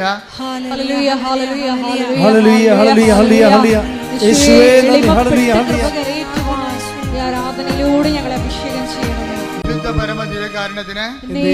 ആരാധനയും സ്തുതിയും പുകഴ്ചയും ഉണ്ടായിരിക്കട്ടെ. നമ്മുടെ സബ്ജക്റ്റ് എന്താണെന്നറിയാമല്ലോ, ഉടമ്പടിയും പെരുമാറ്റവും. പിടിയ അതാ സബ്ജക്റ്റ്. അതിൻ്റെ കണ്ടന്റ് വൈസ് എന്താണ്, എന്തുമാത്രം എളിമ നമ്മൾക്ക് ഉണ്ട്. എളിമയുടെ അഹങ്കാരം, 2 വിഷയങ്ങളാണ് അവിടെ. മരിയൻ സ്പിരിച്വാലിറ്റി അനുസരിച്ചുകൊണ്ട് അഹങ്കാരികളെ ചിതറിക്കുകയും എളിയവരെ ഉയർത്തുകയും ചെയ്യും. എളിയവരെ ഉയർത്തുക എന്ന് പറയുമ്പോൾ ആ വിനയാന്യത എന്ന് പറഞ്ഞാൽ എന്താണ്? നോട്ട് ബൈ മെറിറ്റ് എന്ന അർത്ഥം. വിനയം തന്നെ എങ്ങനെയാണ്? നമ്മുടെ കഴിവല്ല, നമ്മുടെ യോഗ്യതയല്ല, പിന്നെ അങ്ങയുടെ കൃപ കൊണ്ട്. അതാണ്. അതെല്ലാം ഉടമ്പടി വചനങ്ങളാണ്. മരിയ സ്പിരിച്വാലിറ്റി പറയണതെല്ലാം ഉടമ്പടി വചനങ്ങളാണ്. എന്താണ്? അഹങ്കാരികളെ ചിതറിച്ചു എന്നാൽ എൻ്റെ മെറിറ്റ് തീർന്നു. പിന്നെന്താണ്? വിനയാന്യതിരെ ഉയർത്തി. ഗ്രേസാണ് പിന്നെ ഉയർത്തണത്, ദൈവമാണ് ഉയർത്തണത്. അല്ല നമ്മുടെ വീട്ടുകാരും നാട്ടുകാരും അല്ല ഉയർത്തണത്, നമ്മുടെ മാർക്കോ അല്ല ഉയർത്തുന്നത്, ദൈവമാണ്. കഴിഞ്ഞ ദിവസം ഒരു സാക്ഷ്യം ഉണ്ടായിരുന്നു. ഒരു മോള് B.Ed പരീക്ഷയാണ്. അപ്പോൾ അവളുടെ വൈവ എന്തോ പരിപാടിയാണ്. അപ്പോൾ അവൾ തോറ്റ് ഭയങ്കര പ്രയാസപ്പെട്ട് ഒക്കെ പഠിച്ചിട്ട് തലയ്ക്കാറില്ല. അവർ റിലേ പോകണം. പഠിക്കുന്തോറും റിലേ പോകും. റിലേ പോയെന്നാൽ കിളി പോയെന്ന് ആൾക്കാർ പറയത്തില്ല, അതുപോലെ. പണ്ട് റിലേ പോയെന്ന് പറയും, ഇപ്പോൾ കിളി പോയെന്നാണ് പറയണത്. അപ്പോൾ അങ്ങനെ പോയിട്ട് ഒരു പിടിയും കിട്ടണില്ല. ഇവളെ വൈവയൊക്കെ വന്നിരിക്കുമ്പോൾ ഈ വൈവ അവൾ ഉടമ്പടി എടുത്തിട്ടുണ്ട്. മാതാവ് മാത്രമേ ഒരു ആശ്രയമുള്ളൂ, അവൾക്ക് സ്വന്തമായിട്ട് ആശ്രയമില്ല. പഠിച്ചതൊന്നും ഓർക്കണില്ല. അവളുടെ റിലേ പോയി. അപ്പോൾ മെറിറ്റ് റിലേ പോയെന്ന അർത്ഥം, കിളി പോയെന്ന അർത്ഥം എന്താ? മെറിറ്റ് പോയെന്ന അർത്ഥം. ഉടമ്പടി ഭാഷയിൽ എന്താണ്? അവൾ പഠിച്ചു, പക്ഷെ അവളുടെ തല നിൽക്കണില്ല, റിലേ പോയി. അപ്പോൾ മാതാവേ നീയേ ഉള്ളു കേട്ടാ. അപ്പോൾ അമ്മയും പറയും, നീ ചെല്ലടി മോളെ, മാതാവ് ഉണ്ടാകും കൂടാ എന്ന് പറയും. അപ്പോൾ ഇവൾ ചെല്ലുമ്പോൾ തന്നെ വൈവാക്കിയിരിക്കണ മാഷ് പേടിച്ചും വിറച്ചൊക്കെ തന്നെ ചെല്ലണത്. മാഷ് ഇവിടെ കണ്ടു പറയും, നീ ഇത്രയും പേടിക്കേണ്ട കാര്യമൊന്നുമില്ല, നീ കൃപാസനത്തിൽ പോയി ഒരു ഉടമ്പടി എടുക്കുമെന്ന് പറയും. ആര്? അവിടെ ഇരിക്കണ മാസ്റ്റർ ഇവളോട് പറയണേ കൃപാസനത്തിൽ പോയി ഒരു ഉടമ്പടി എടുക്കാൻ. എക്സ്റ്റേണൽ അസസ്മെൻറ്റില്ലേ. അപ്പോൾ നീ കൃപാസനത്തിൽ പോയി ഉടമ്പടി എടുക്കാൻ പറയും. അപ്പോൾ ഉടനെ അയാൾ ഈ പെങ്കൊച്ചെന്ത് ചെയ്യുന്ന അവളുടനെ അവളുടെ പേഴ്സ് കൊടുത്തിട്ട് അവളെടുത്ത് ഉടമ്പടിയുടെ കാശ് രൂപ ഈ മാഷിനെ കാണിക്കും. ഞാൻ അവിടെ പോയതാണ്, ഉടമ്പടി എടുത്തതാണ്. അപ്പോൾ മാഷ് എന്ത് ചെയ്യും? മാഷിൻ്റെ ബാഗ് തുറന്ന് മാഷിൻ്റെ ഉടമ്പടി കാശ് രൂപം കാണിക്കും. ഒക്കെ അപ്പോൾ അവർ തമ്മിൽ ഉടമ്പടി കൂട്ടായി. കുറേ ആൾക്കാർ ഉടമ്പടി വഴി ഒത്തിരി പേര് അങ്ങോട്ട് ഇങ്ങനെ സഹായിക്കുന്നുണ്ട്. നിങ്ങൾ അങ്ങനെ ഇരിക്കണം കേട്ടാ. അതുകൊണ്ടാണ് ഉടമ്പടി നിങ്ങളുടെ കഴുത്തെ കെട്ടി തന്നിരിക്കുന്നത്. അങ്ങോട്ടും ഇങ്ങനെ കണ്ടാൽ മനസ്സിലാക്കണം. അതാണ് ഒരു കാരണം. സഹായിക്കാൻ പറ്റുന്നവരാണെങ്കിൽ അങ്ങോട്ടും ഇങ്ങോട്ടും സഹായിക്കണം, അതാണ് വിഷയം. അപ്പം അതുകൊണ്ട് മാഷ പറഞ്ഞ് നിനക്ക് സപ്ലി തരത്തില്ല, നീ പോയി 2ാമത് ട്രൈ ചെയ്യാൻ പറയും. അവൾ കമ്പ്യൂട്ടർ ട്രൈ ചെയ്തുകൊണ്ടിരിക്കുകയാണ്.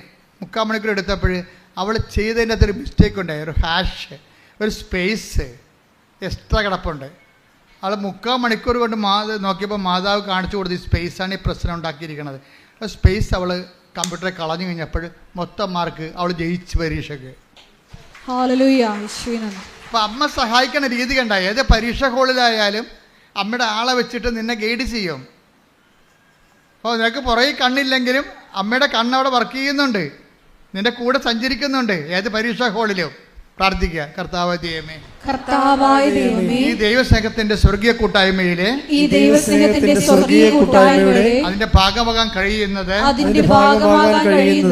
ദൈവകൃപയായി ഞാൻ തിരിച്ചറിഞ്ഞുകൊണ്ട് ഞാൻ അങ്ങയുടെ കാരുണ്യത്തെ മഹത്വപ്പെടുത്തുന്നു. ഈ അരൂപി നിലനിൽക്കുവാൻ അഭിഷേകം നൽകണമേ.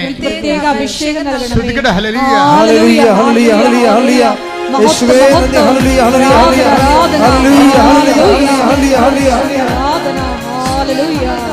പരമദിവ്യകാരുണ്യത്തിന് നേരവും ആരാധനയും സ്തുതിയും പുകഴ്ചയും ഉണ്ടായിരിക്കട്ടെ. നമ്മുടെ വിഷയം ഉടമ്പടിയും പെരുമാറ്റവും, അതാണ് ഒരു സബ്ജക്റ്റ്. അതിലൂടെയാണ് അങ്ങനെ വരുമ്പോൾ ദൈവം ഏത് സമയത്ത് വേണമെങ്കിലും നമുക്ക് ദൈവത്തിന് നമ്മുടെ മെരിട്ട് പോകുന്ന എല്ലാ ഇടങ്ങളിലും ഗ്രേസ് വർക്ക് ചെയ്യുന്ന രീതി അതാണ്. ഇപ്പോൾ ഇവർക്ക് ഗ്രേസ് വർക്ക് ചെയ്ത് കണ്ടില്ലേ? ഇതുപോലെ തന്നെയാണ് നമ്മുടെ സുനിലിൻ്റെയും ബീനയുടെയും കഥ പറഞ്ഞില്ലേ? ഇപ്പോൾ സുനിലും എന്താ വീണ്ടും കിടപ്പായി, പുള്ളി സാക്ഷ്യം പറഞ്ഞില്ല, ദൈവത്തിൻ്റെ പ്രൊട്ടക്ഷൻ പോയി, സംരക്ഷണം പോയി. സാക്ഷ്യം പറഞ്ഞാൽ എന്ത് പറ്റും? സംരക്ഷണം പോകും. അപ്പോൾ പുള്ളി വീണ്ടും തലച്ചോറ് ശോഷിച്ച് വീണ്ടും കിടപ്പായി. പിന്നെ അടുത്ത പരിപാടി എന്താണ്? 42 വയസ്സ് 52 വയസ്സാകുമ്പോൾ മരിക്കും, അതാണ് കണക്ക്. 5 പേര് അങ്ങനെ 5 പേരെ ഒരു വീട്ടിൽ മരിച്ചിരിക്കുന്ന സെയിം രോഗമാണ്. ഇപ്പോൾ 2 പേര് കിടപ്പുണ്ട് മരിക്കാൻ വേറെ. ഈ സുനിൻ്റെ വീട്ടിൽ 2 പേര് കിടപ്പുണ്ട്, വേറെ കിടപ്പുണ്ട്. ഇയാളെ 3ാമത്തെ ആളാണ് ആ കുടുംബത്തിൽ ഇപ്പം കിടക്കണത്. ഇയാളെ എഴുന്നേറ്റിട്ട് പിന്നെയും കിടക്കുകയും. ഇത് ഒരുമാതിരി സംഭവമല്ല ശരിക്കും പറഞ്ഞാൽ അത്ഭുതമായ ഒരു സംഭവമാണ്. അപ്പോൾ ആദ്യം ഇവർക്ക് അനുഭവം കിട്ടിയല്ല. എന്താ കാര്യം? പണ്ടിതുപോലെ കിടന്നു പോയിട്ട് കൃപാസനം അമ്മ രക്ഷപ്പെടുത്തിയതല്ലേ. പക്ഷേ ഇവരെന്ത് ചെയ്ത്? സാക്ഷ്യം പറഞ്ഞില്ല. അത് കാരണം സംഭവം തിരിച്ചു വന്നു. അപ്പോൾ ബീനയ്ക്ക് കാര്യം മനസ്സിലായി. ബീന വന്നിട്ട് വീണ്ടും ഉടമ്പടി എടുത്തിട്ട് കൊണ്ടുപോയി ഭർത്താവ് കിടപ്പാണല്ലോ, ഭർത്താവിൻ്റെ കാലിലെ വെള്ളയിലെ നിറകയിലുമൊക്കെ ഉടമ്പടി തൈലം വിശ്വാസ പ്രമാണം ചൊല്ലി പുരട്ടി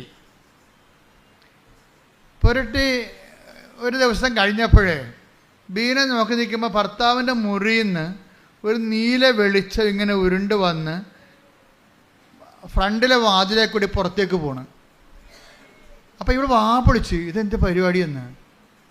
ഇവൾ ഓടി മുറിയിലോട്ട് വന്നപ്പോൾ ഉണ്ട് ഭർത്താവ് നടന്നു തന്നെ. ഹല്ലേലൂയ, ഹല്ലേലൂയ, യേശുവേ നന്ദി. അപ്പം ഈ സുനിൽ പറഞ്ഞ എടി ഇപ്പോൾ ഒരു സംഭവം നടന്നെടി മാതാവ്, ഞാനിങ്ങനെ ഒരു അരമയക്കത്തിലായിരുന്നു. അപ്പോൾ മാതാവ് വന്നിട്ട് എൻ്റെ 2 വെള്ളയും കൂടി കൂട്ടി വെച്ചിട്ട് കാലയിൽ ഒറ്റ അടി വെച്ച് തന്നെന്ന് പറഞ്ഞു. എന്നിട്ട് അമ്മ പോയെന്ന് പറഞ്ഞു. അതോടുകൂടി എൻ്റെ അസുഖം മാറിയെന്ന് പറഞ്ഞു. അപ്പോൾ സുനിലിന് മനസ്സിലായി അമ്മ ഭാര്യയും ഭർത്താവും കൂടി വന്ന് മെനയെന്ന് സാക്ഷ്യം പറഞ്ഞിട്ടുണ്ട്. സാക്ഷ്യം എന്ന് പറഞ്ഞാൽ എന്താ? ശരിക്കും പറഞ്ഞാൽ ദൈവത്തിൻ്റെ മഹത്വം, ദൈവത്തിന് കൊടുക്കാനുള്ള മഹത്വം നമ്മൾ ദൈവത്തിന് കൊടുക്കണം, അല്ലെ കടക്കാരാകും. പക്ഷെ ദൈവം ക്ഷമിക്കുമെന്ന് ഉറപ്പായില്ലേ ഇപ്പം? അല്ലേ? നമ്മളാരും നശിച്ച് കാണാൻ ദൈവം ആഗ്രഹിക്കുന്നില്ല. സത്യമാർഗം സ്വീകരിക്കാൻ എന്ന് മാത്രമേ ഉള്ളൂ. നമ്മളാരും നശിച്ചരുതെന്നും, take the word of God, ആരും നശിച്ചു പോകരുതെന്നും. ശ്രുതികട ഹല്ലേലൂയ, ഹല്ലേലൂയ, ഹല്ലേലൂയ, ഹല്ലേലൂയ. യേശുവേ നന്ദി, ഹല്ലേലൂയ, ഹല്ലേലൂയ, ഹല്ലേലൂയ, ഹല്ലേലൂയ, ഹല്ലേലൂയ, ഹല്ലേലൂയ, ഹല്ലേലൂയ. യേശുവേ സ്തുതി, യേശുവേ ആരാധന, ആരാധന, ആരാധന. 2 പത്രോസ് 3:9. 2 പത്രോസ് 3:9. കാലവിളംബത്തെക്കുറിച്ച് ചിലർ വിചാരിക്കുന്നത് പോലെ കർത്താവ് തന്റെ വാഗ്ദാനങ്ങൾ പാലിക്കുന്നതിൽ താമസം വരുത്തുന്നില്ല. ആരും നശിച്ചു പോകാതെ എല്ലാവരും അനുദപിക്കണമെന്ന് അവിടുന്ന് ആഗ്രഹിക്കുന്നത് കൊണ്ട് നിങ്ങളോട് ദീർഘക്ഷമ കാണിക്കുന്നുവെന്നേയുള്ളൂ. അതായത് ദൈവത്തിൻ്റെ ഒരു പ്രഖ്യാപിത നിലപാട് എന്താണ്? നമ്മളെ ശിക്ഷിക്കണമെന്നുള്ളതല്ല, പിന്നെ എന്താണ്? നമ്മളാരും നശിച്ചു പോകരുതെന്നാണ്. അതുകൊണ്ട് നമുക്ക് തിരിച്ചു വരാനുള്ള സമയങ്ങളുണ്ട് ശരിക്കും. അതുകൊണ്ട് ദീർഘക്ഷമ നമ്മൾ കാണിക്കണം ദൈവം നമ്മളോട്. നമ്മൾക്കിതുപോലുള്ള അനുഭവങ്ങൾ വരുമ്പോൾ, ഈ കൂടുതൽ അനുഭവങ്ങളിലേക്ക് നമ്മൾ വളർന്നു വരുമ്പോൾ എന്താ ഗുണമെന്നറിയാമോ? നമുക്ക് ഈ അനുഭവങ്ങളാണ് ശരിക്കും പറഞ്ഞാൽ പെരുമാറ്റങ്ങൾ തരുന്നത്. ദൈവത്തെക്കുറിച്ച് ഇപ്പോൾ സുനിലിനൊരു അനുഭവം കിട്ടി. ഇനി സുനിലിൻ്റെ ശരീരത്തിൽ 16 മുഴകളുണ്ട്. ഉടമ്പടി തൈലം തേച്ചപ്പോൾ ആ മുഴകളെല്ലാം അപ്രത്യക്ഷമാകുമ്പോൾ ഒക്കെ 3 അവശേഷിച്ച്. ഇപ്പോൾ സുനിൽ എന്താ പറയണത്? ഞാൻ ഈ 3 വേണ്ടി ആശുപത്രി പോകത്തില്ല. എന്താ കാര്യം? എൻ്റെ അമ്മ എന്നെ സുഖപ്പെടുത്തിക്കൊള്ളൂ. അപ്പം മുഴ കണ്ടിട്ട് അന്താളിക്കണില്ല. അതിനോട് ഒരു സൗമ്യത കാണിക്കണേ അദ്ദേഹം. എന്നുവെച്ചാൽ സഹിക്കുന്ന സ്നേഹത്തിൻ്റെ കൂടെ, സഹിക്കുന്ന സ്നേഹം എന്താണ്? ക്ഷമയാണ്.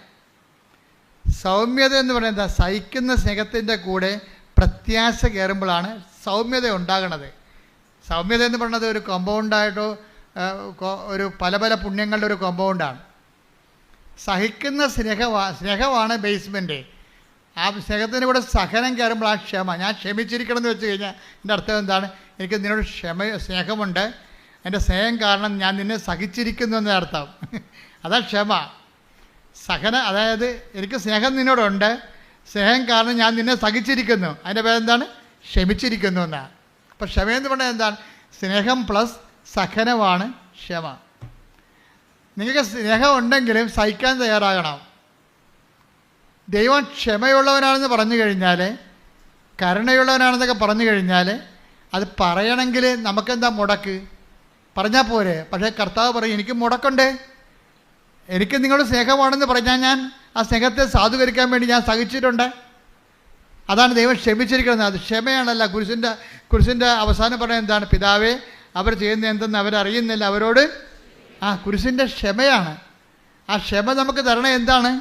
ആ ക്ഷമ നമുക്ക് കിട്ടാനുള്ള ശിക്ഷ പുള്ളിക്കാരൻ വാങ്ങിച്ചെന്നാണ് പറയണത്. വീട്ടിലെ നമുക്ക് കിട്ടാനുള്ള പാപത്തിൽ കിട്ടാനുള്ള ശിക്ഷ അങ്ങേര് ശരീരത്തിൽ വാങ്ങിച്ചു. അതുകൊണ്ട് എന്താണ്? അങ്ങേര് നമുക്ക് വേണ്ടി സഹിച്ചു. സ്നേഹത്തിൻ്റെ കൂടെ സഹനം വരുമ്പോഴാണ് സഹിക്കുന്ന സ്നേഹം ഉണ്ടാകുന്നത്.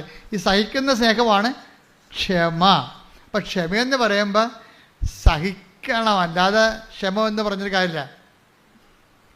ചില ആൾക്കാർ പറഞ്ഞേ, ഞാൻ ക്ഷമിച്ചിരിക്കുന്നു പക്ഷെ ഞാൻ മറക്കത്തില്ല. അടി മോദത്തിൽ കൊടുക്കേണ്ടതാണ് അവൻ്റെ. എന്താ കാര്യം? ക്ഷമിച്ചാൽ ദൈവം മറക്കും. ക്ഷമിച്ചെന്ന് വെച്ചാൽ പിന്നെ അതിനെക്കുറിച്ച് ഓർക്കത്തില്ല. ഓർത്ത് കഴിഞ്ഞാൽ നമ്മുടെ മോന്തം മാറും. ഇല്ലേ? ക്ഷമിച്ചെന്ന് പറഞ്ഞിട്ട് പിന്നെയും ഈ തേള കുത്തിയ മോന്തയായിട്ട് നടക്കുകയല്ലേ. ക്ഷമിച്ചു എന്ന് പറഞ്ഞിട്ട് പിന്നെയും നമ്മുടെ മോന്ത അവരെ കാണുമ്പോൾ തേള കുത്തിയ പോലെ ഇരിക്കും. നീ ആരെങ്കിലും നിങ്ങൾ കാണുമ്പോൾ തേള് കുത്തിയ മോന്ത കാണിച്ചിട്ടുണ്ടെങ്കിൽ നീ ക്ഷമിച്ചിട്ടില്ല അവരോട്. അതാ വിഷയം. കാര്യം എന്താണ്? സഹിക്കാൻ നീ തയ്യാറല്ല. കാര്യം ക്ഷമയെന്ന് പറഞ്ഞാൽ എന്താണ്? സഹിക്കുന്ന സ്നേഹമാണ്. ഈ സഹിക്കുന്ന സ്നേഹം ചില ആൾക്കാർ നമ്മൾ പലവട്ടം സഹിക്കേണ്ടി വരും. ഭർത്താവിനും ഭാര്യനൊക്കെ ഉള്ള കുഴപ്പം അതാ. കാര്യം രണ്ടും ഒരു കൂരെ താമസിക്കുകയല്ലേ. പലവട്ടം ഞങ്ങൾക്കൊരു ഇടവകയിൽ ചെന്ന് കഴിഞ്ഞാൽ 5 കൊല്ലം ഇടവക്കാർ നമ്മളെ സഹിച്ചാൽ മതി. 5 കൊല്ലം കഴിയുമ്പോൾ ബിഷപ്പ് പറയും വണ്ടി വിട്ടാക്കാൻ പറയും, അടുത്ത ഇടവകയിലോട്ട്, അടുത്ത ഇടവക പണി ഉണ്ടാക്കാൻ വേണ്ടി. എന്നാലും ഞങ്ങൾ പരമാവധി ആൾക്കാർ സ്നേഹിച്ചൊക്കെയാണ് ജീവിക്കണത്. പരമാവധി എല്ലാ കാര്യങ്ങളും ഇടപെടുകയും ചെയ്യും. ഞാനോർക്കണേ ഇനി ഒരു ജന്മം കിട്ടിയാൽ ഞാൻ കത്തോലിക്ക പുരോഹിതനാകും. എന്താ കാര്യം? ജനങ്ങളെ സ്നേഹിക്കാൻ ഇതുപോലുള്ള ഒരു അവസരമുള്ള ഒരു ശുശ്രൂഷ വേറെയില്ല. ഞാൻ എന്തുകൊണ്ടാണ് നിങ്ങൾക്ക് രാത്രിയും പകലും സംലഭ്യമാക്കണത്? എന്താ കാര്യം? എന്നെ കൈയും കാലും കെട്ടാൻ എനിക്ക് ആരുമില്ല. കാര്യം ഞാൻ എടുത്ത സ്വന്തം തീരുമാനത്തിലാണ് ജീവിതം സമർപ്പിച്ചിരിക്കുന്നത്. അപ്പോൾ ദൈവം എന്തുകൊണ്ടാണ് അതിൻ്റെ കൂടെ നിൽക്കണത്? അതിൻ്റെ കൂടെ ദൈവം നിൽക്കണത് എന്തുകൊണ്ടാണ്? നിങ്ങൾ തന്നെ സാക്ഷ്യം, നിങ്ങളുടെ ഭർത്താവിനോടോ ഭാര്യയോടോ ഉള്ള സമർപ്പണം സത്യസന്ധമാണെങ്കിൽ ദൈവം നിങ്ങളുടെ കൂടെ നിൽക്കും. ഈ ഡൈവേഴ്സിൻ്റെ ആവശ്യം വരത്തില്ല. ഇപ്പോഴെന്ന് വെച്ചാൽ ഈ ഡൈവേഴ്സ് ഒത്തിരി വരുന്നുണ്ടല്ലോ ഇങ്ങനെ വരുന്നത്. അതിൻ്റെ കാര്യം അവർക്ക് വിശ്വാസം ഇല്ലാത്തത് കൊണ്ടാണ്. വിശ്വാസമുള്ളവർ ആരും ഡൈവേഴ്സ് ആകുന്നില്ല.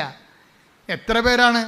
അപ്പോൾ നമ്മൾ പറയുമ്പോൾ ഒരു 100 പേരെ കല്യാണം കഴിപ്പിച്ച 10 പേരാണ് ഇങ്ങനെയുള്ള ഡൈവേഴ്സിലേക്ക് വരണം. അത് പറയണ സാവരജംഗ വസ്തുക്കൾക്ക് വേണ്ടിയോ അല്ലെങ്കിൽ ജോലി സംബന്ധമായ കാര്യങ്ങൾക്ക് വേണ്ടി ദൈവത്തിൻ്റെ മുമ്പിൽ പട്ടിക്കാട്ടത്തിൻ്റെ വില പോലും ഇല്ലാത്ത കാര്യങ്ങൾക്ക് വേണ്ടിയാണ് നിങ്ങൾ ദൈവത്തിൽ നിന്ന് അകന്ന് പോകണത്. ശരിക്കും പറഞ്ഞാൽ ഡൈവേഴ്സ് എന്ന് വെച്ചാൽ ദൈവമായിട്ട് ഇപ്പോൾ ഡൈവേഴ്സ് ചെയ്ത് പോവുകയാണ്, അല്ലാതെ ഭർത്താവുമായിട്ട് നമുക്ക് ഡൈവേഴ്സ് ചെയ്യാൻ പറ്റത്തില്ല. ഭർത്താവായിട്ട് മാത്രമോ ഭാര്യയുമായിട്ട് മാത്രമോ ഡൈവേഴ്സ് ചെയ്യാൻ പറ്റത്തില്ല.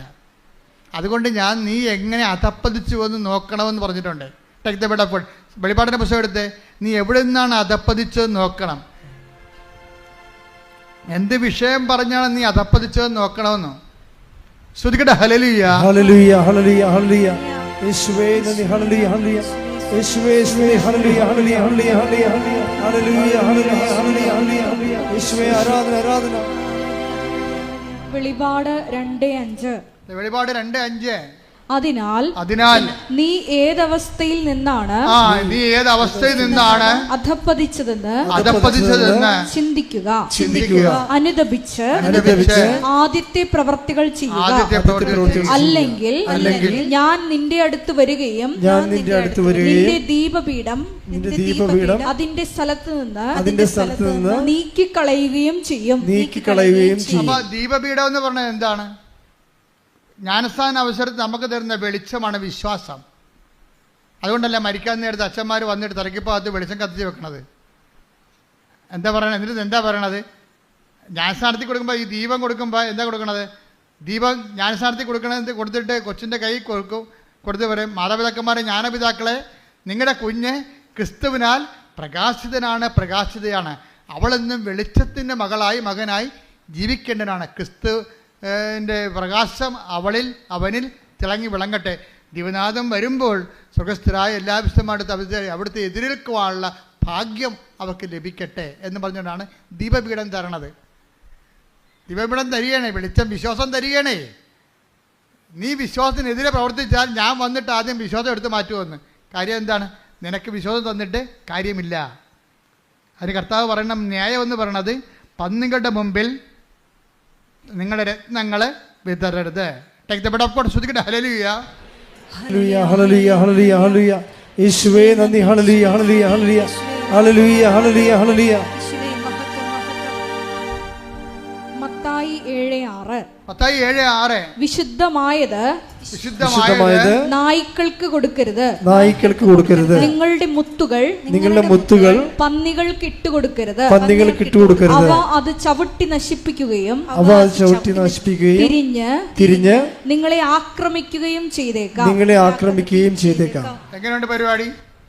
ഇതെല്ലാം കർത്താവ് മുൻകൂട്ടി കണ്ടിട്ടുണ്ട്. ഒന്നിനു വായിച്ചത് വിശുദ്ധമായത് നായ്ക്കൾക്ക് കൊടുക്കരുത്. ജ്ഞാനസ്ഥമായാലും വിശുദ്ധ വിവാഹമായാലും ഇതാരാണ്? നായ്ക്കൾക്ക് കൊടുക്കരുത്. കൊടുത്തുള്ള അവസ്ഥ എന്താ? അതിൻ്റെ എന്ത് ചെയ്യുന്ന പറഞ്ഞാൽ അത് ചവിട്ടി മെതിക്കും. കാര്യം അമ്മ പറയണത്, അമ്മായിയമ്മ പറഞ്ഞാൽ കേട്ടിട്ട് കൂദാശയെ ചവിട്ടി മെതിക്കും. അതാ വിഷയം. ചിലപ്പോൾ കാശിൻ്റെ പ്രശ്നമാകാം, ചിലപ്പോൾ ജോലി പ്രശ്നമാകാം. അപ്പോൾ ചില ആൾക്കാർ കല്യാണം കഴിക്കുന്നത് വിശുദ്ധമായി ഒന്നിച്ച് ജീവിക്കാനല്ല, അമേരിക്ക PR കിട്ടാനാണ്. അതിൽ ദൈവം കഴിച്ച് ട്രംപ് വന്നിട്ടുണ്ട്, എല്ലാത്തിനും പണിയായിട്ടുണ്ട്. അത് ഞാൻ ഗുണമായിട്ട് പറയുകയല്ല, പക്ഷേ ആൾക്കാരെല്ലാം പിരിഞ്ഞു നിൽക്കുന്നതിൻ്റെ പിന്നിലുള്ള എല്ലാം. ഇപ്പോൾ ഇന്നലെ ഒരു കേസുണ്ടായി ഇവിടെ. അവർക്ക് ഇറ്റലി പോകണം. ഇറ്റലി പോകുമ്പോൾ ഒരു സ്പോർട്സ് താരമാണ്, അടിപൊളി സാക്ഷ്യം, നിന്ന് കത്തി പറയും. അവിടെ പേര് ജിൻസി എന്നാണ്. ജിൻസിയുടെ സാക്ഷ്യം ഇതാണ്: ജിൻസിയുടെ ഭർത്താവ് മസ്കറ്റിൽ എവിടെയാണ്, ഭാര്യ ഇറ്റലിയിൽ. അപ്പോൾ ഇറ്റലി പോണവൾക്ക് ഇറ്റലി പോകേണ്ടി വന്നപ്പോൾ ഇറ്റലിക്കാരും യൂറോപ്പിലൊക്കെ നിയമമുണ്ട്. എന്താ കാര്യം? നിങ്ങളുടെ മാരിറ്റൽ സ്റ്റാറ്റസ് കാണിക്കണം. മാരിറ്റൽ സ്റ്റാറ്റസ് കാണിക്കുമ്പോൾ അവർ അവിടെ ഉണ്ടെങ്കിൽ, ഈ ഭർത്താവിനെ കൂടി ഇറ്റലി കൊണ്ടുപോകാൻ വേണ്ടിയാണ് ഇവരിപ്പോൾ ഇറ്റലി പോണത്. പക്ഷെ അങ്ങനെ ഒരാളെ കൊണ്ടുവരാൻ സാധ്യത ഉണ്ടെങ്കിൽ അവർ വിസ തരത്തില്ല. അപ്പോൾ ഏജൻസി പറഞ്ഞത് എന്താണെന്നറിയാമോ? ഏജൻസി പറഞ്ഞത് നിങ്ങൾ ഡൈവേഴ്സ് ആണെന്നൊരു രേഖ ഉണ്ടാക്കാൻ പറഞ്ഞു. അപ്പം കുറേ പേപ്പട്ടികൾ, ഞാൻ പറഞ്ഞില്ലേ, നിങ്ങളുടെ മുത്തുകൾ പന്നികളുടെ മുമ്പിൽ വിതറെന്ന് കർത്താവ് പറഞ്ഞില്ലേ. അപ്പോൾ നിങ്ങളോർക്കും ജോസഫച്ച എന്തിനാണ് ഇങ്ങനെയൊക്കെ മോശം വാക്ക് ഉപയോഗിക്കണത്? ജോസഫച്ച ഉപയോഗിച്ച അങ്ങനെ ഉപയോഗിച്ച കാര്യമാണ്. നിങ്ങളുടെ മുത്തുകൾ പന്നികളുടെ മുമ്പിൽ വിതറരുത് എന്താ കാര്യം? കൂദാശ എന്തുമാത്രം ബലമായിട്ടാണ് ദൈവം കാണുന്നത്, ദൈവാനുഗ്രഹത്തെ. അത് അർഹതയില്ലാത്ത ആൾക്കാർ കൊടുത്തു കഴിഞ്ഞാൽ അവർ ഏജൻസി പറയുമ്പോൾ ഡൈവേഴ്സ് ആകും. ദൈവം യോജിപ്പിച്ചത് ഏജൻസി വേർപെടുത്തി. എങ്ങനെയുണ്ട് പരിപാടി? പക്ഷേ ജിൻസി ഇത്തിരി കൂടിയ ക്രിസ്ത്യാനിയാണ്. ജിൻസി പറയണ ആ അഭ്യാസം നടക്കത്തില്ലെന്ന് പറയും. ഞാൻ ആൾത്താരെ നിന്നുകൊണ്ട് കർത്താവിൻ്റെ നാമത്തിൽ എൻ്റെ ജീവിത ഉടയോനെ പിടിച്ചതാണ്, കർത്താവിൻ്റെ കരം പിടിച്ച്. ഞാൻ ചെയ്യത്തില്ലെന്ന് പറയും. അപ്പം ഞാൻ അപ്പോൾ പറഞ്ഞ് എന്നാൽ നടക്കത്തില്ലെന്ന് പറയും. കാര്യം പല ആൾക്കാരും ഇനി പാസ്പോർട്ടിൽ തിരുത്തണം, ഞാൻ ഡൈവേഴ്സ്ഡ് ആണെന്ന്. ഡൈവേഴ്സ് ചെയ്ത് കഴിഞ്ഞാൽ പിന്നെ എന്ത് ചെയ്യും? ഡൈവേഴ്സ്ഡ് ആണെന്ന് പാസ്പോർട്ട് രേഖ വേണം. എല്ലാ രേഖകളും ഡൈവേഴ്സ് ഒന്ന് വേണം. അതോടുകൂടി ജിൻസ് റെഡിയല്ല, ഇത് ചെയ്യാൻ റെഡിയല്ല. കാര്യം അവൾ പറയുന്ന ന്യായം, ഞാൻ അൾത്താറിൽ ദിവ്യകുർബാനയുടെ മുമ്പിൽ നിന്നുകൊണ്ട് കർത്താവിൻ്റെ നാമത്തിലാണ് ഞാൻ കരം പിടിച്ചിരിക്കുന്നത്. അത് ജീവിതം പോയാലും ശരി കർത്താവിനോട് പാലിച്ച ഉടമ്പടി ഞാൻ പാലിക്കും. എന്നിട്ട് ഞാൻ മാതാവിനോട് പറഞ്ഞു, അമ്മേ ജീവിക്കണമല്ല അമ്മയെന്ന് പറഞ്ഞു. വിശ്വസിക്കുകയും ചെയ്യണം, എനിക്ക് ജീവിക്കുകയും ചെയ്യണം. അതാണ് വർത്തമാനം. കേട്ടില്ലേ? അമ്മ പറഞ്ഞനുസരിച്ച് ഞാൻ അത് വഴിപ്പെട്ടിട്ടില്ല. ആ പ്രലോഭനത്തിൽ ഞാൻ വീണില്ല. പക്ഷേ എനിക്ക് ജീവിക്കണ്ടേ, എൻ്റെ ഭർത്താവിന് ജീവിക്കണ്ടേ, ഞാനും മക്കളും ഒരുമിച്ച് ജീവിക്കണ്ടേ, കുഞ്ഞുങ്ങളെ പഠിക്കണ്ടേ, വിശ്വാസത്തിൽ കുഞ്ഞുങ്ങൾ ഞങ്ങളുടെ കൂടെ ഉണ്ടായാലല്ലേ അവരെ വിശ്വാസം വളർത്താൻ പറ്റത്തുള്ളൂ എന്നും പറഞ്ഞുള്ള ഇവളിങ്ങനെ ചുമ്മാ മൊബൈൽ തോണ്ടിക്കൊണ്ടിരിക്കുന്ന സമയത്ത് പെട്ടെന്ന് ജർമ്മനിയിൽ ഒരു കോൾ ഫോർ കണ്ടപ്പോൾ ഇവളുടെ ബയോഡേറ്റ അടിച്ചു കൊടുത്ത് ഉടനെ ജർമ്മനിക്കാർ ഇവരെ വിളിച്ച് 10 മിനിറ്റിനുള്ളിൽ ഓൺലൈൻ ഇൻ്റർവ്യൂ നടന്ന് യുവർ അപ്പോയിൻറ്റഡ് എന്ന്. അപ്പം ദൈവത്തിൻ്റെ രീതി കണ്ടാൽ ദൈവം നമ്മുടെ കൂടെ നിൽക്കും. ഭർത്താവും ഭാര്യയും ജർമ്മനിക്ക് പോവുകയാണ് മക്കളെയും കൊണ്ട്. അതെന്താ കാര്യം? അവൾക്ക് അഭിമാനിക്കാൻ ജീവിതകാലം മുഴുവൻ അവളുടെ പേര് ഈ അൾത്താരെ പറയേണ്ടി വന്നത് അവളുടെ വിശ്വാസ സാക്ഷ്യമാണ്. ഇതാണ് സാക്ഷ്യം എന്ന് പറയണത്. സാക്ഷ്യം എന്ന് പറയുന്നത് വിശ്വാസം എന്തിനുള്ളതാണ്? സാക്ഷ്യമായി ജീവിക്കാനുള്ളതാണ്. പ്രാർത്ഥിക്കുക, കർത്താവേ എന്റെ വിശ്വാസത്തില് സാക്ഷ്യമായി ജീവിക്കുവാൻ എന്നെ സഹായിക്കണമേ.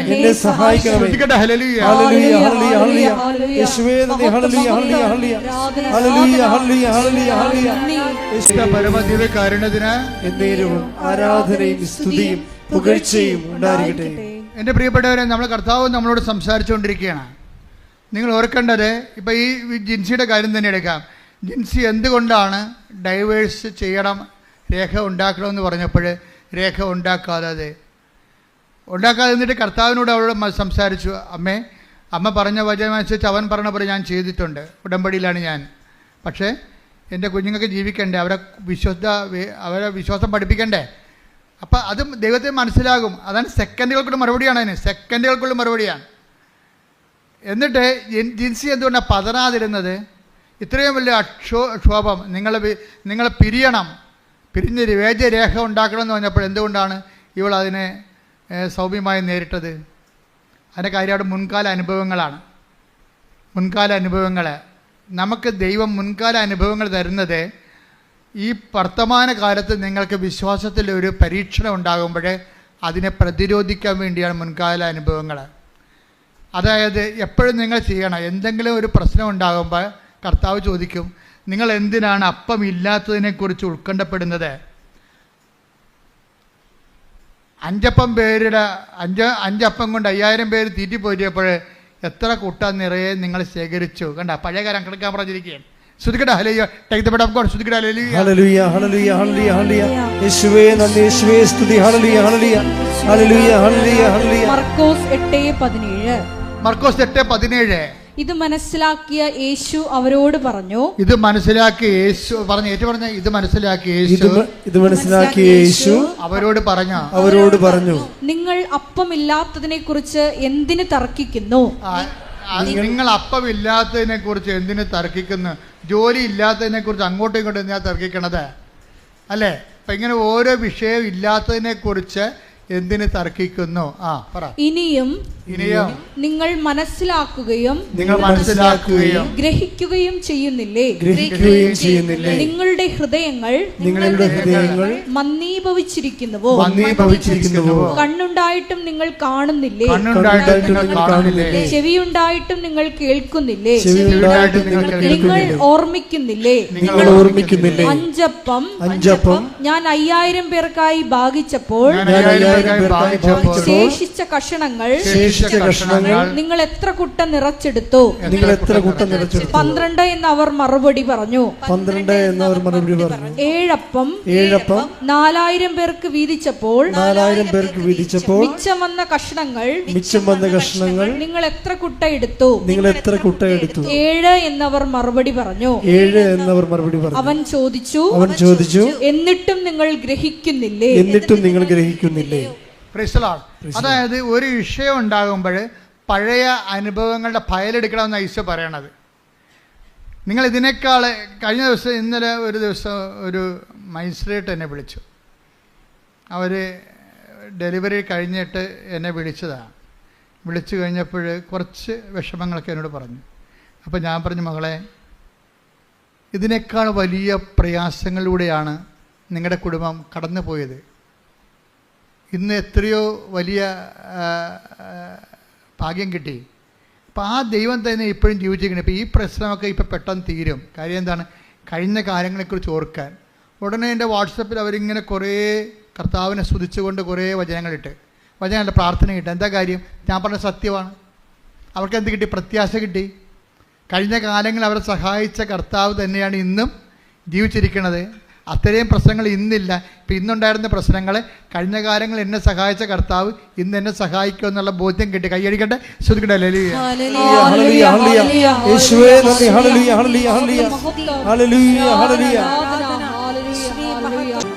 നമുക്ക് ഇരുകരങ്ങളും ഉയർത്തി സ്തുതിക്കാം. ഹല്ലേലൂയ, മഹത്വം, മഹത്വം, ആരാധന, ആരാധന. ഹല്ലേലൂയ, ഹല്ലേലൂയ. പരമദിവ്യകാരുണ്യത്തിന് ആരാധനയും സ്തുതിയും പുകഴ്ചയും ഉണ്ടായിരിക്കട്ടെ. കണ്ണുകളടച്ച് കൈകൾ കൂപ്പി, കൈകൾ നെഞ്ചോട് വെച്ചുകൊണ്ട്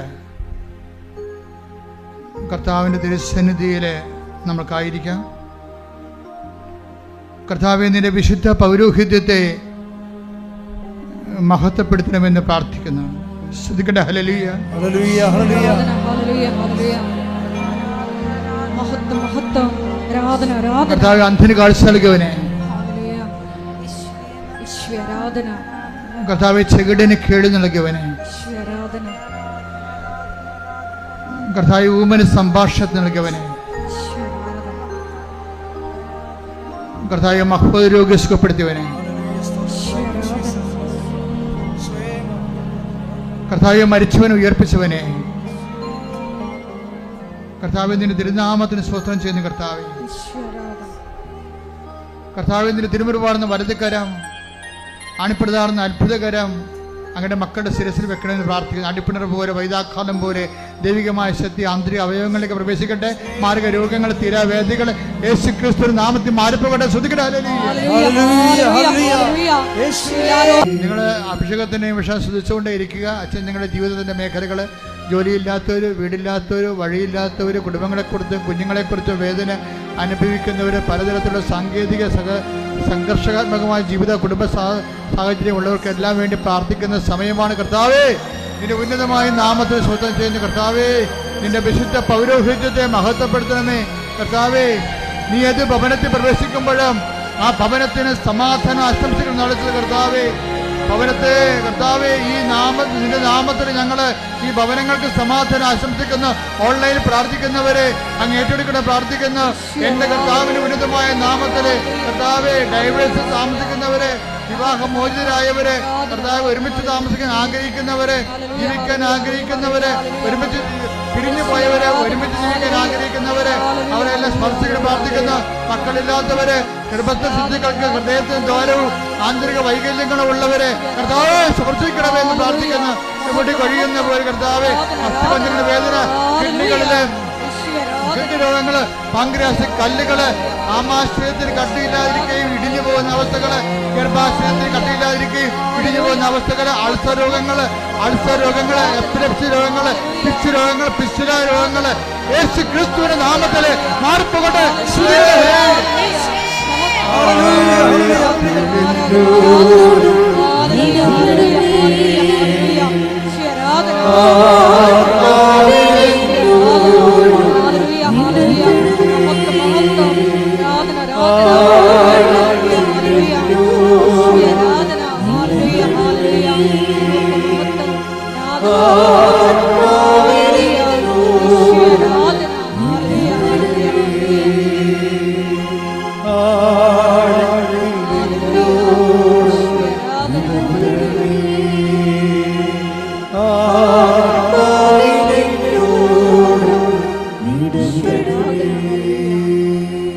സ്ഥലസംബന്ധമായ വിഷയങ്ങൾ, ഭവന സംബന്ധമായ വിഷയങ്ങൾ, ജോലി സംബന്ധമായ വിഷയങ്ങൾ, വിദ്യാഭ്യാസ സംബന്ധമായ വിഷയങ്ങൾ എല്ലാം ചേർത്ത് മാതാവിൻ്റെ തിരുസന്നിധിയിൽ അമ്മയുടെ മാധ്യസ്ഥ പ്രാർത്ഥിക്കുന്ന സമയമാണ്. കർത്താവേ, സ്ഥലങ്ങൾ കൊടുക്കാനുള്ളവർ, വിൽക്കാനുള്ളവർ, ജപ്തി നടപടി നേരിടുന്നവർ, സ്ഥലം പാകോടമ്പടി ചെയ്ത് കിട്ടാത്തവരെല്ലാവരെയും ഈ നിമിഷം പരിശുദ്ധമായ ദൈവമാതാവും മാധ്യസ്ഥ ഈശോയ്ക്ക് സമർപ്പിക്കുന്നു.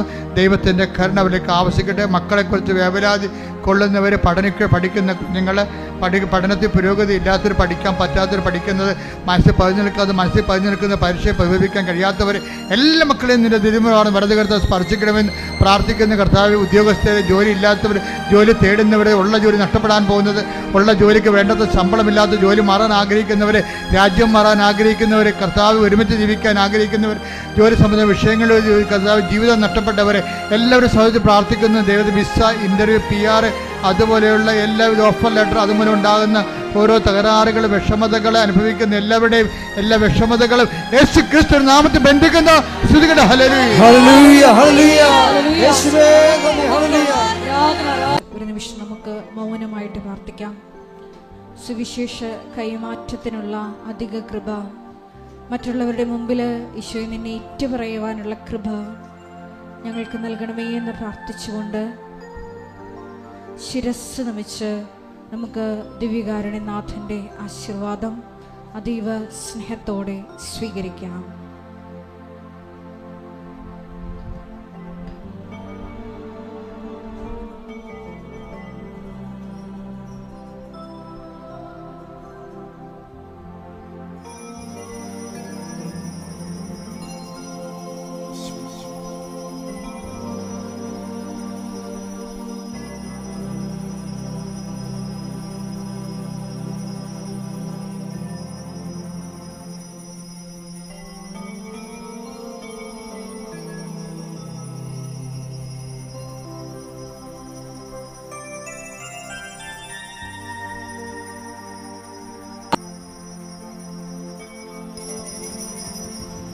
പരിശുദ്ധ പരമ ദിവ്യകാരുണ്യമേ, ഇന്നുമെന്നും അങ്ങേക്കാരാധന. പരിശുദ്ധ പരമ ദിവ്യകാരുണ്യമേ, ഇന്നുമെന്നും അങ്ങേക്കാരാധന. പരിശുദ്ധ പരമ ദിവ്യകാരുണ്യമേ,